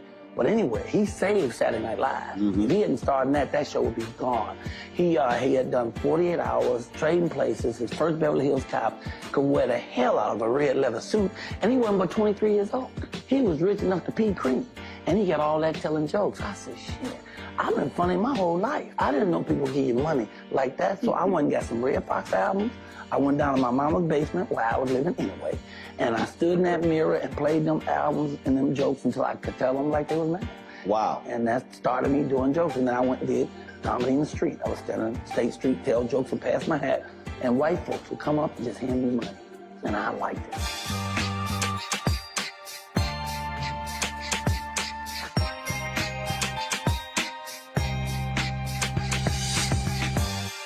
Hey everybody, it's your girl Lunel. So what's up? This is your boy Earthquake. Hi, I'm Chaley Rose, and you're watching Roland Martin Unfiltered.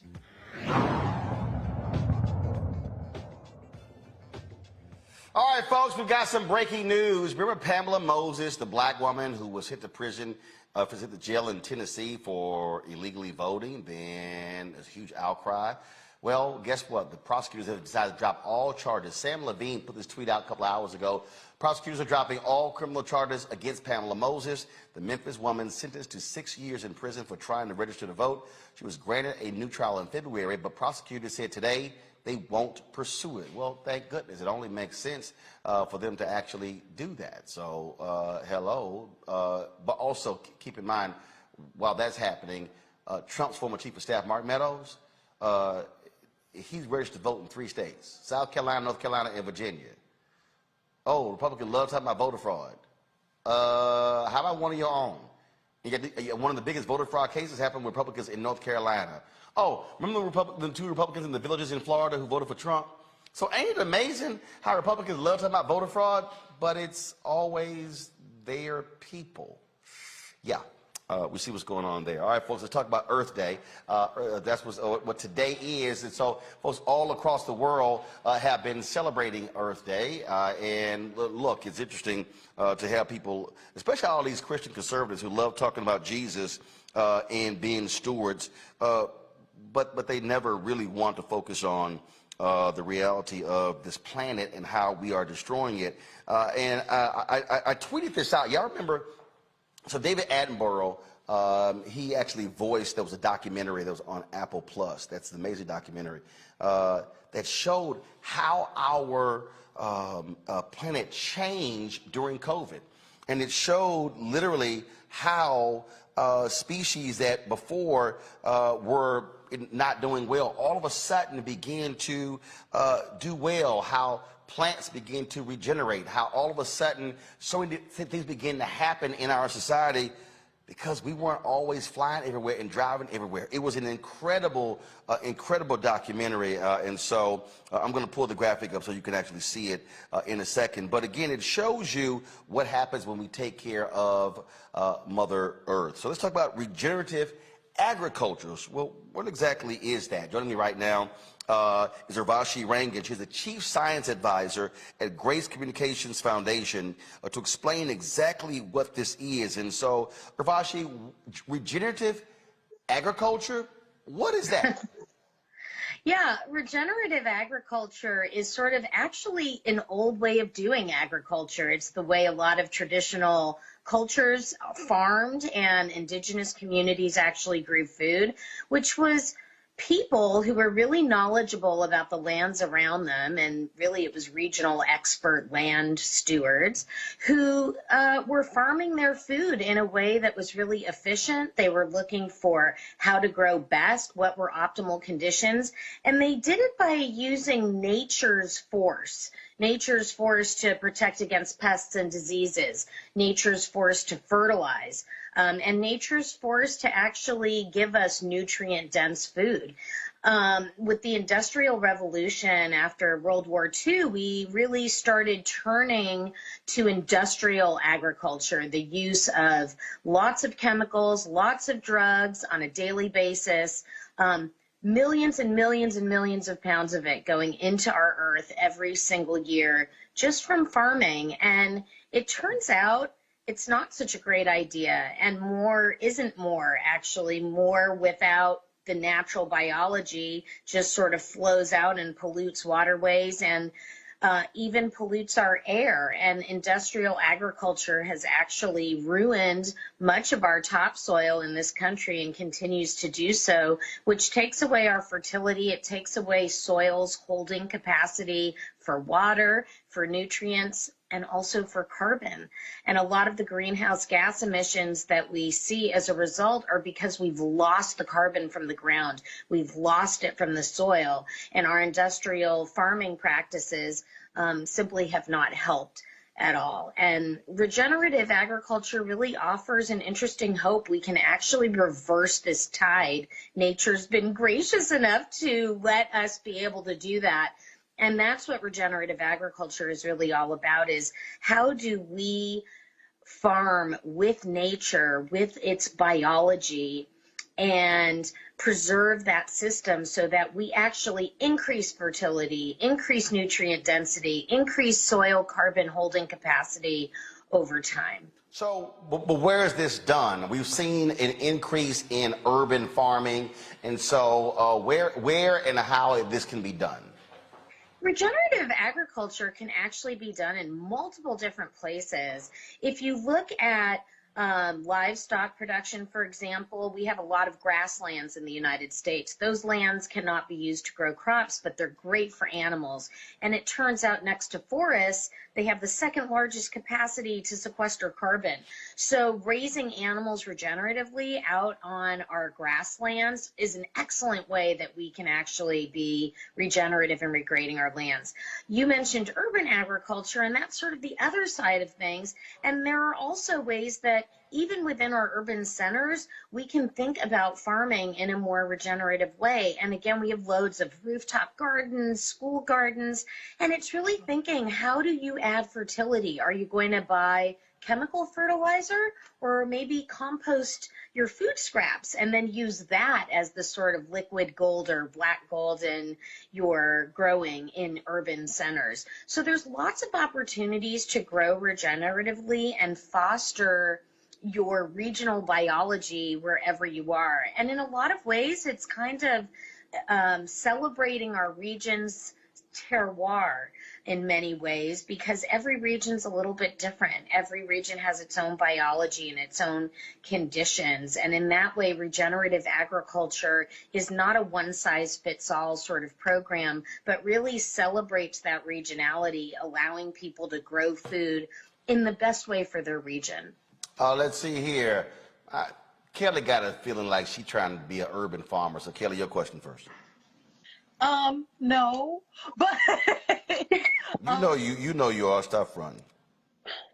no, I do have a green thumb when I try, but I do prefer grocery stores. But speaking of which, given the food deserts that we have in urban communities now, how do you reconcile that with this initiative? Meaning, yes, we need grocery stores that are, sustainable and the like, but how do you reconcile that need with also the need to, grow your own food, regenerative, like mini ecosystems, like you said? Yeah, I mean, I think there's a lot in there. I mean, one is if you're growing your own food, and obviously most people in urban centers don't grow their own food, but should people in urban centers have access to food that is produced really well without pesticides and synthetic fertilizers and lots of chemicals and drugs? I mean, everybody deserves access to that. And in a lot of ways, we're talking about why we have to change the current agricultural system that we have that produces 95% of our food, and how degenerative that is to our environment, to our landscape, to our people, to our health. And so it is really a question of how do we increase access to these better produced foods. It's a bunch of different ways, and your point about food deserts is a valid one. And this doesn't necessarily solve the food desert issue, but nor does industrial agriculture either. And providing food to people that is nutrient dense, it's almost like a human right. And we need to start thinking about our food in a much more thoughtful way so that we can produce food that is truly healthy for everybody. Matt?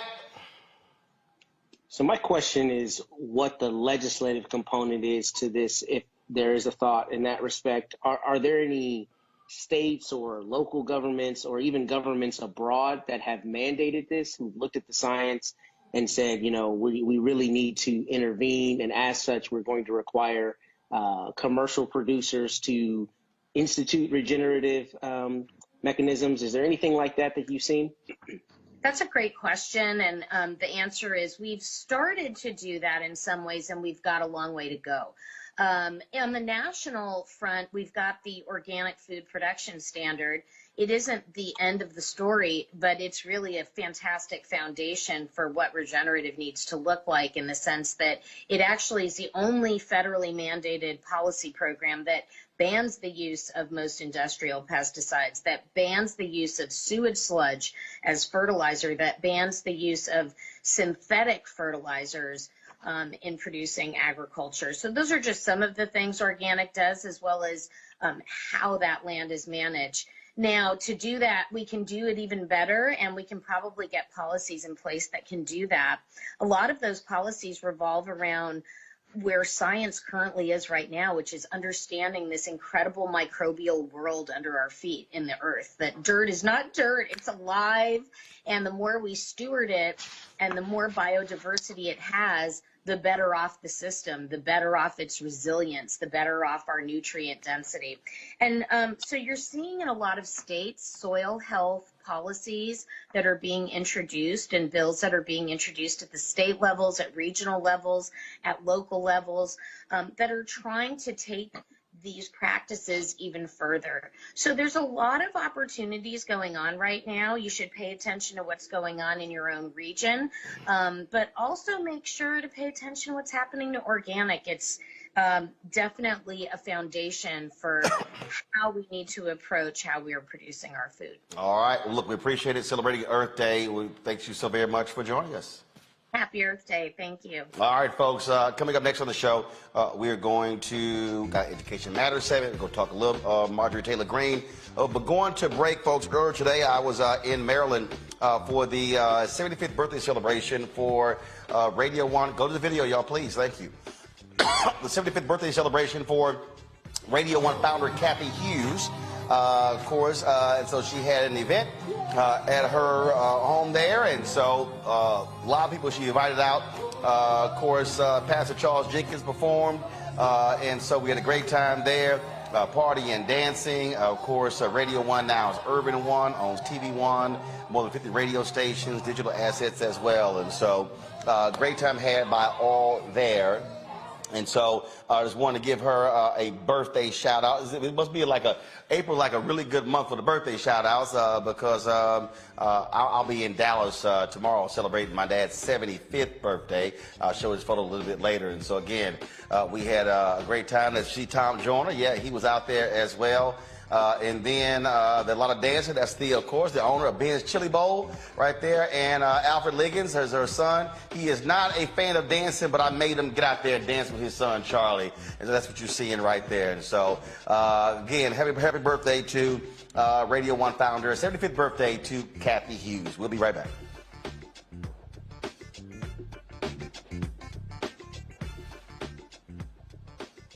Black Star Network is here. A real revolutionary right now. Support this man, Black Media. He makes sure that our stories are told. Thank you for being the voice of Black America, Roland. I love y'all. All momentum we have now, we have to keep this going. The video looks phenomenal. See, there's a difference between Black Star Network and Black-owned media and something like CNN. You can't be Black-owned media and be scared. It's time to be smart. Bring your eyeballs home. You dig?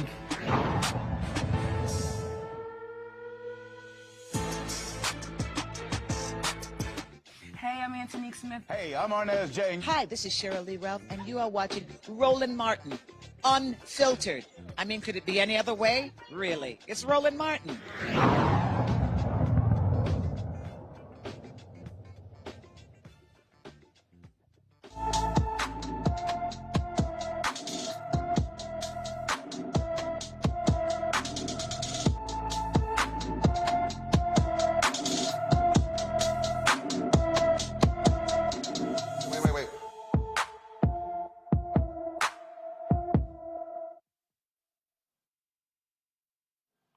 All right, folks, our Black and Missing for the day. And again, we're always, of course, keeping our eye on these critical stories. LaJohn Flowers has not been seen since October 3rd, 2021, from Bloomington, Indiana. He is 5'10" inches tall, weighs 200 pounds, with brown hair and brown eyes. Anyone with information about LaJohn Flowers should call the Monroe County, Indiana Sheriff's Office at 812-349-2781, 812-349-2781. All right, folks, time for Education Matters.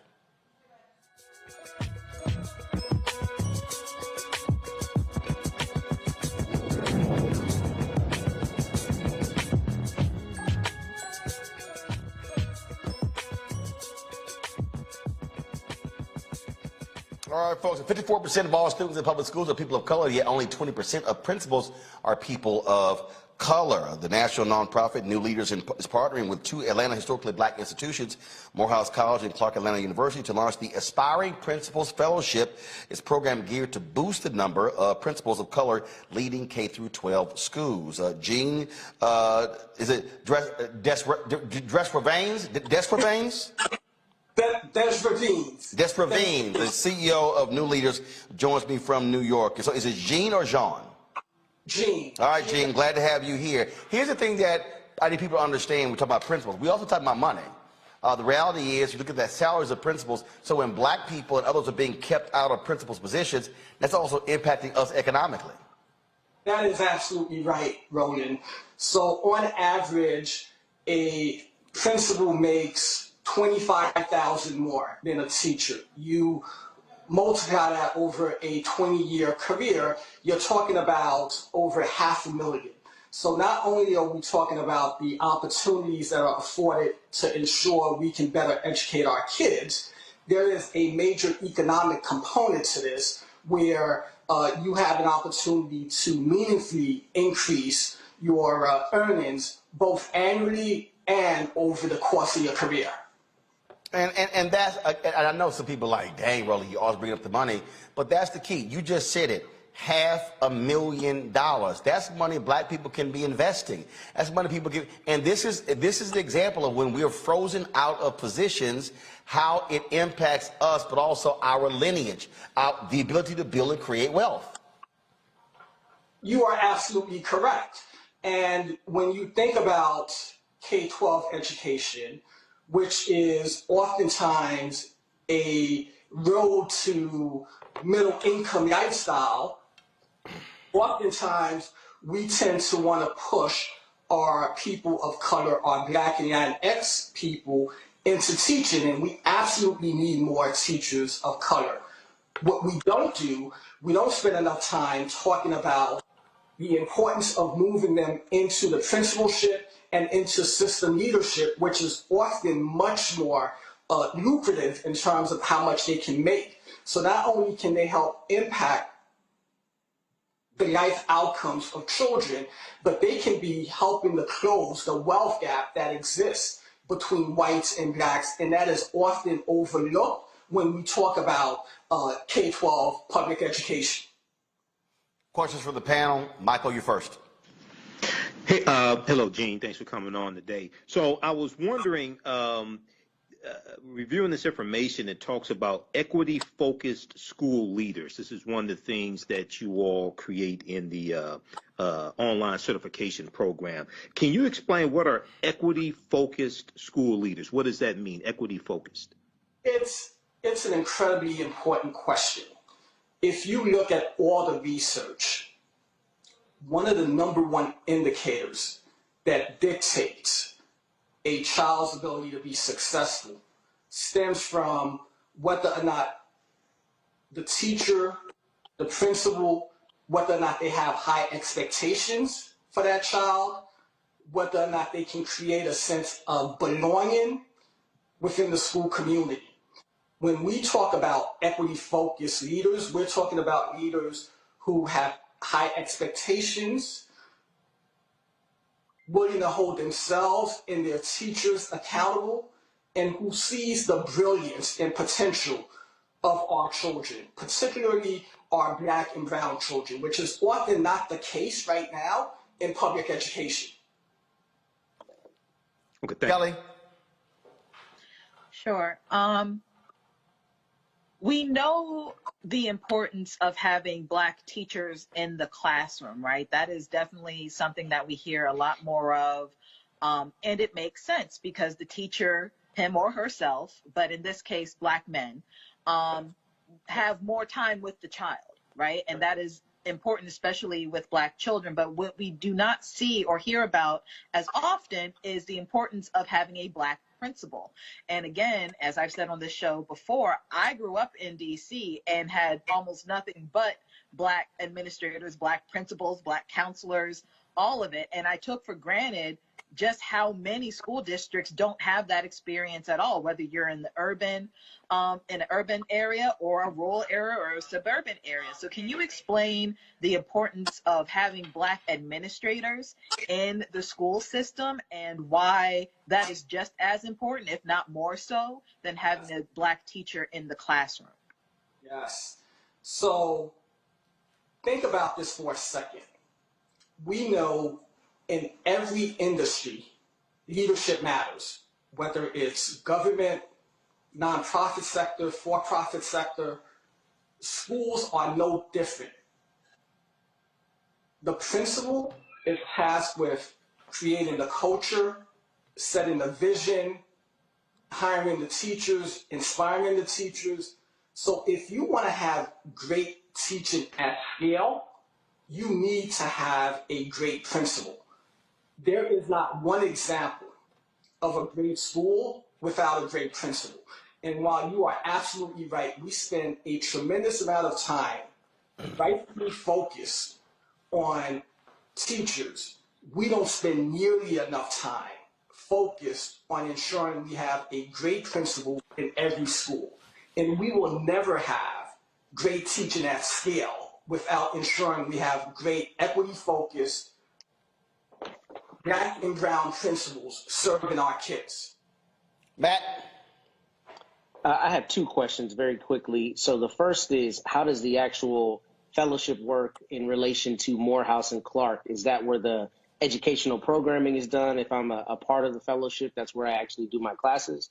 Is that kind of how it works? And then the second question is, I know that New Leaders does coaching for principals, so I'm interested in what that means. Does that mean you continue supporting them once they actually become principals? Both very good questions. First, in terms of how the program actually works. We're working with two preeminent historically Black colleges in Morehouse and Clark Atlanta, where we've co-designed the curriculum. We've worked in tandem to identify the instructors, and we will be working in partnership to deliver the program.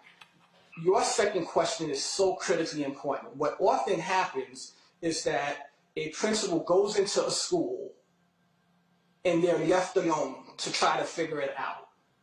To your point, at New Leaders, we provide ongoing coaching. So the vision, once you become part of this fellowship, you will get ongoing coaching and support to ensure that you will set up for success. All right, then. Well, look, it sounds great. How has it gone thus far? How many principals have you placed? So we started with a pilot. The goal was to really see how do we ensure we are fine-tuning, we're setting up the program for success. Just to give you a sense, we launched the pilot in January, and the goal was to just have 20 students. Given the level of demand and excitement, we had to roughly double the amount for the pilot, represented in over 12 states. 100% of the participants are fellows of color, Black, and Latinx. We will launch the full program in January 2023. The response has been overwhelming. Just to give you a sense, when we first made the announcement, within the first 2 days, we received interest from over 500 potential fellows who wanted to learn more about the program. And our goal is to be the largest provider of equity-focused leaders of color in the country. So when we are at scale, we're envisioning serving 500 to 750 leaders a year. All right, then. Well, Gene, look, congratulations. Keep making it happen, because it certainly is vital for our future.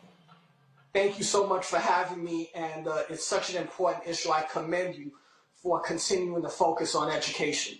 All right, then. We surely appreciate it, sir. Thanks a lot. Thank you so much. All right, folks, when we come back, a quick break. Y'all, Crazy Ass White People segment is a trip. Congresswoman Marjorie Taylor Green, it's amazing when your ass start lying, but then you got to go to court. Ooh, this is about to be good. We'll be back in a moment. I'm I'm Deborah Owens, America's Wealth Coach. And on the next Get Wealthy, you'll meet Jandy Turner, who took her love of sports, expanded her network, and created a thriving business. I settled on developing a golf event planning business, which in and of itself has been very viable for me. One of the things that I've learned from producing hundreds, if not thousands, of golf tournaments is that business gets done on the golf course. All on The Next Get Wealthy, only on Black Star Network. What's up, what's up? I'm Dr. Ricky Dillard, the choir master. Hey, yo, Peace World, what's going on? It's the Love King of R&B, Raheem Devon, and you're watching Roland Martin, Unfiltered. No charcoal grills are allowed. I'm white. I got you, bro. Illegally selling water without a permit On my property. Whoa! Hey! Give us your right. You don't live here. I'm uncomfortable. Oh, man. So a group of voters in Georgia are suing Congresswoman Marjorie Taylor Green, saying that her involvement in the January 6th insurrection, she should get kicked off the ballot as a result. So it took her to court. Well, today she took the stand. And see, when you are a liar, Matt, it ain't never good to try to lie on the witness stand, especially when they bust your ass with the evidence. So this actually happened today in court. Ms. Green, you've had your disagreements with Speaker Pelosi, isn't that right? I'm not sure what you mean. You've had political disagreements with her. You don't agree with some of the things she's done in her career, right?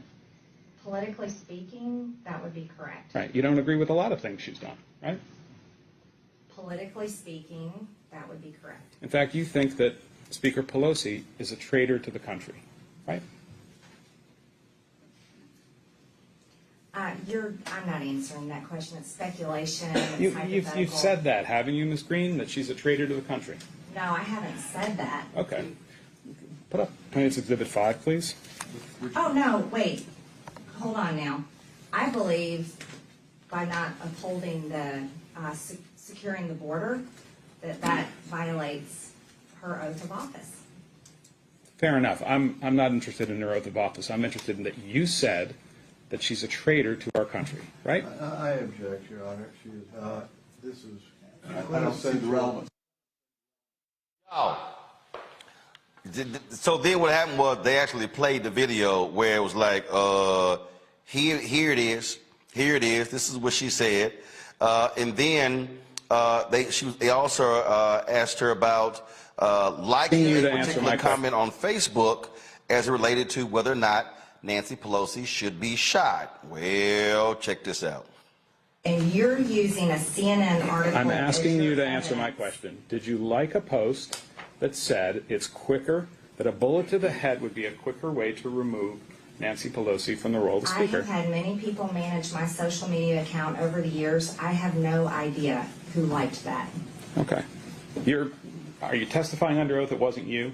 Just want to be clear on that. I am testifying. I have no idea who liked that comment. Fair enough. It could have been you. And you're using a CNN article. I'm asking you to answer my question. Now, what's funny, Michael, all throughout today, it was, I don't remember, I can't recall, all kind of stuff. Here's when the issue of peaceful protest came up. Watch this. And in your tweet, you mentioned earlier that your words, join hashtag March for Trump in D.C. on January 6th to fight for Trump, that you were urging people to come to Washington for a peaceful demonstration, right? Peaceful demonstration, right. Absolutely. That word peaceful is nowhere in this tweet, right? Have a look. That word peaceful is not in this tweet. I can't read it. There's only half of it there. Let's give the representative a paper copy of that one. Just want to make sure I'm not missing. No, I can see it now. It was scrolled up just a second ago. Okay, peaceful's not in there, is it? Well, like. Is the word peaceful in there, Ms. Green? It does not say peaceful. That's my question. But you're asking me, and I said for peaceful demonstration, just like people have the right to do in their First Amendment. I'm asking You didn't. There's not a secret code in there that it's supposed to be peaceful, right? Well, I never mean anything for violence. I don't support violence of any kind, and I've said it over and over again. So I'm telling you. You just didn't say it on this occasion, did you? I never mean anything for violence. All of my words never, ever mean anything for violence. We'll examine that question.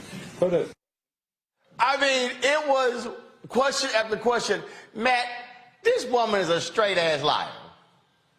Straight up liar. And in Georgia, you can get up to 10 years for lying on the stand and up to $1,000 fine. So, I mean, she opened herself to perjury charges, which is extraordinary, particularly because the really important context of this testimony is that it comes in light of some of her own citizens challenging her ability to seek office because of her involvement or, I guess, support of the January 6th insurrection. So it seems like this would be the time where if you're facing your challengers, you would realize that the writing's right there. You got the receipts. Go ahead and admit it. But as you see, she's trying to spin, as we know, Republicans like McCarthy did and others have done. I got to play one more, Michael. I got to play one more. Okay. Watch this. Now, you actually talked publicly about the Declaration of Independence calling for the overthrow of tyrannical governments, right? That's something you've discussed publicly.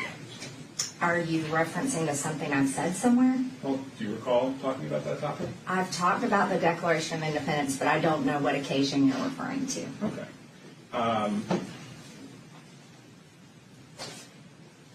Well, one of the occasions where you talked about the Declaration of Independence was in connection with January 6th, right? I don't know. Okay.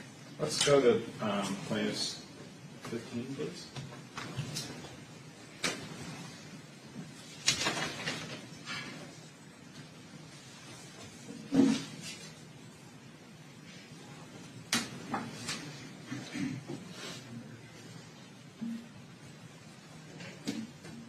Which one is this one, Mr. Chubb?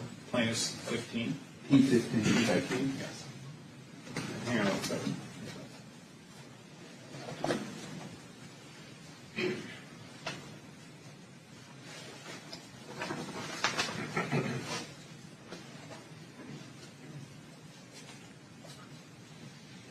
Ms. Green, I'm going to play the short clip and ask if that's you speaking on video. Okay? What's the date on this? I can't read it from here.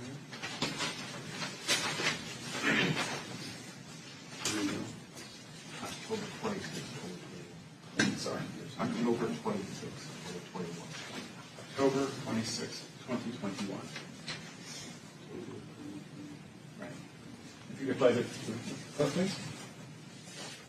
It's a riot at the Capitol. And if you think about what our Declaration of Independence says, it says to overthrow tyrants. That's your statement, right? I don't believe it was finished, but that was me. I don't recall. I don't know what the rest of what I was saying. I recall, I can't remember. I mean, it was just like, busting a lie, busting a lie, busting a lie. I thought it was hilarious, Michael. Today, and Marjorie Taylor Green makes dumb blondes look like Rhodes Scholars, number one. This is how stupid this is. Two, this is dangerous because she's a sitting member in the House of Representatives. Mm-hmm. Now, the case is based upon Section 3 of the 14th Amendment to the U.S. Constitution, 1868, which was put in during the Reconstruction era, and it was targeting those members of the Confederacy, and it bars anybody who participates in a rebellion against the country or insurrection from holding elected office, federal office, things like this. So hopefully they're successful with this. Now this has never been tested in court. This is the other thing. Okay, this section of the U.S. Constitution has never been tested in court to keep somebody from holding public office. But if they are successful, there's a lot of these domestic terrorist insurrectionists that they need to go after as well, which is another reason why these Republicans have to be defeated in the 2022 midterm elections and in 2024. Kelly, she also said on the witness stand, I did not talk to anybody at the White House about any of the events on January 6th. Except she posted this.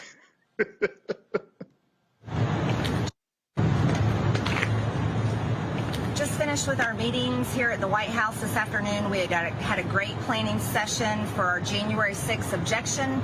We aren't going to let this election be stolen by Joe Biden and the Democrats. President Trump won by a landslide. Call your House reps, call your senators from your states. We've got to make sure they're on board, and we already have a lot of people engaged. Okay, stay tuned. You ain't talked to nobody at the White House, but your dumb ass put a video out on January 5th saying we had a great meeting. Right. Kelly, I'm telling you, she just a barrel of laughs. I wish I had the confidence of a mediocre white woman such as Marjorie Taylor Green. I feel like I would go really far in life, even further than I already am, which is, you know, moderate, but I feel like I would be moving like mountains at this point if I had that kind of hubris. Like it is astonishing to me how you can lie with a straight face as though we do not have receipts. I mean, it's the same thing with Kevin McCarthy, as if you are just so sure that no one is going to find out the truth, that you are willing to put yourself in such a compromising position such that you literally cannot be trusted and you run the risk of going to jail because you lied on the stand. It is just, I just wish I had the gall and the gumption of a mediocre white person. It is absolutely hilarious. It's wonderful. It's absolutely hilarious to me. So we got lying Kevin McCarthy. We got lying Marjorie Taylor Green. And I forgot. I got to go ahead and just show this here. So you remember when that crazy fool Republican Cawthorn out of North Carolina, Madison Cawthorn, accused the Republicans of having orgies, and he said they said all kind of stuff, and man, they were just, you know, doing all kind of wild and crazy things, and what he was invited to, and he was just shocked and appalled, and then later tried to backtrack. Well, Politico just dropped this story while we were on the air. Here's Madison dressed up in lingerie at a freak party. No! This is the dude in the wheelchair too. He's in a wheelchair also.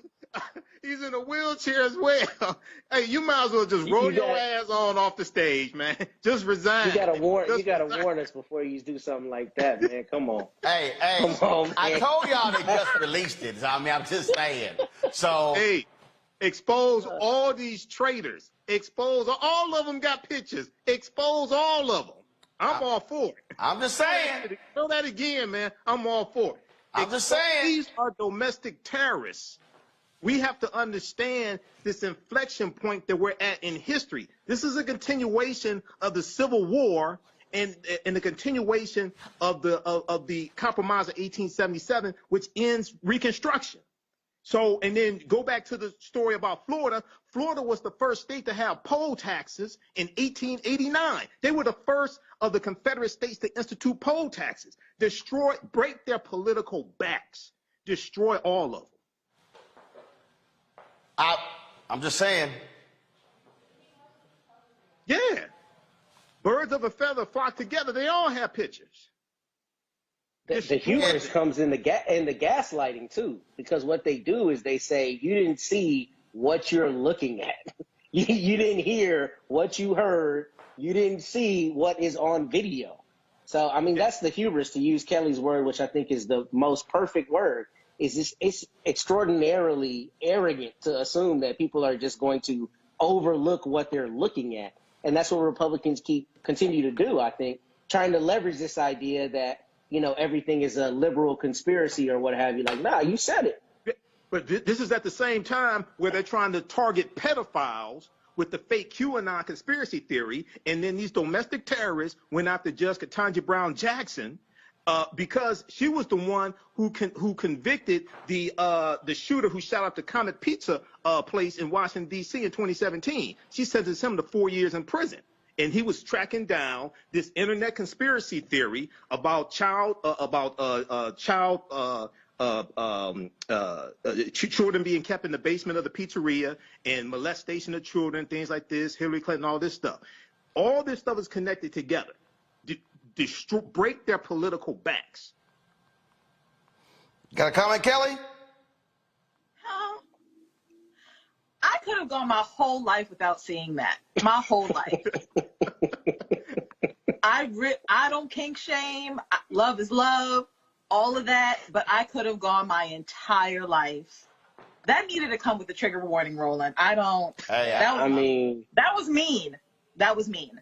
But the hypocrisy of it all is what's getting to me, because we're looking at the legislation in Florida about the don't say gay. We're looking at, Republicans attacking critical race theory that's not even in schools in the first place. We're looking at the Supreme Court that is, gearing itself to strip away the rights of the LGBTQ plus community. And then you have a differently abled man in semi-drag enjoying his life as if you are not part of the party that is trying to take the party away from you. I just want to show y'all. I just want to share it with y'all. All right, y'all. We're going to end on that note. Really? Kelly, Matt, Michael, I appreciate it. Y'all, I head to Dallas tomorrow, celebrate my dad. His 75th birthday, which is actually on Monday, but I'll be there on tomorrow, so looking forward to that. Come on, show. Thank you. So we'll be there tomorrow. So 75th birthday is on Monday. Looking forward to it. Monday, I'll be broadcasting from Las Vegas. I'll be attending the National Association of Broadcasters Convention. So I'll be there Monday, Tuesday, then off to L.A. Wednesday, Thursday, and Friday. Next Friday is the 30th anniversary of the Rodney King riots. So we'll be broadcasting from near the scene where things happen there in L.A. So a lot of things are happening, folks. We appreciate all the support that you have for us. Download our Black Star Network app, Apple phone, Android phone, Apple TV, Roku TV, Amazon Fire, Xbox One, Samsung Smart TV, and of course join our Bring the Funk fan club, where every dollar you give goes to support this show. P.O. Box, Senior Checks and Money Orders, P.O. Box 57196, Washington, D.C. 20037-0196. Cash App, $RM Unfiltered. PayPal's R Martin Unfiltered. Venmo's RM Unfiltered. Zelle is Roland at RolandSMartin.com. Roland at RolandMartinUnfiltered.com. Now, of course, we always end the show on Fridays showing all of our fan club members. Don't forget the 8th installment of our Ghana 16-19-2019 series is airing right after this show, so you don't want to miss that. You too, while y'all tripping, we should be at 1,000 likes by now. I don't understand, okay? Y'all sitting here for the last 2 hours, messing around, more than 2,000 folks on, and why are we sitting at 783? So look, I ain't getting off till y'all get to 1,000, so let's go. We got 237 to get to. Is 1,600 y'all watching? Hit the damn like button. We should be doing 1,000 likes every single day. Why do I have to ask y'all to hit the like button? That's all I'm saying. Hit the like button. Come on. Let's hit 1,000 before we get off of here. Facebook, you should be hitting the share button as well. Now we're at 873. Let's go. All we need is another 127. So let's go, y'all. You don't I don't need to be asking y'all. So that's right. Hit the like button so we can get on out of here. All right. I gotta go pack. Don't make no 900. Come on, 953, 47 more. Let's go. I shouldn't have to be asking y'all. It should just be just natural. You hit the like button as soon as you log on, okay? And in fact, we had more than 2,000 folks watching. We should have 2,000 likes. We got a few haters, but I go ahead and accept that. Finally, we hit 1,000 likes. So go full screen with the fan club members. I gotta go. I'll see y'all on Monday. Holla!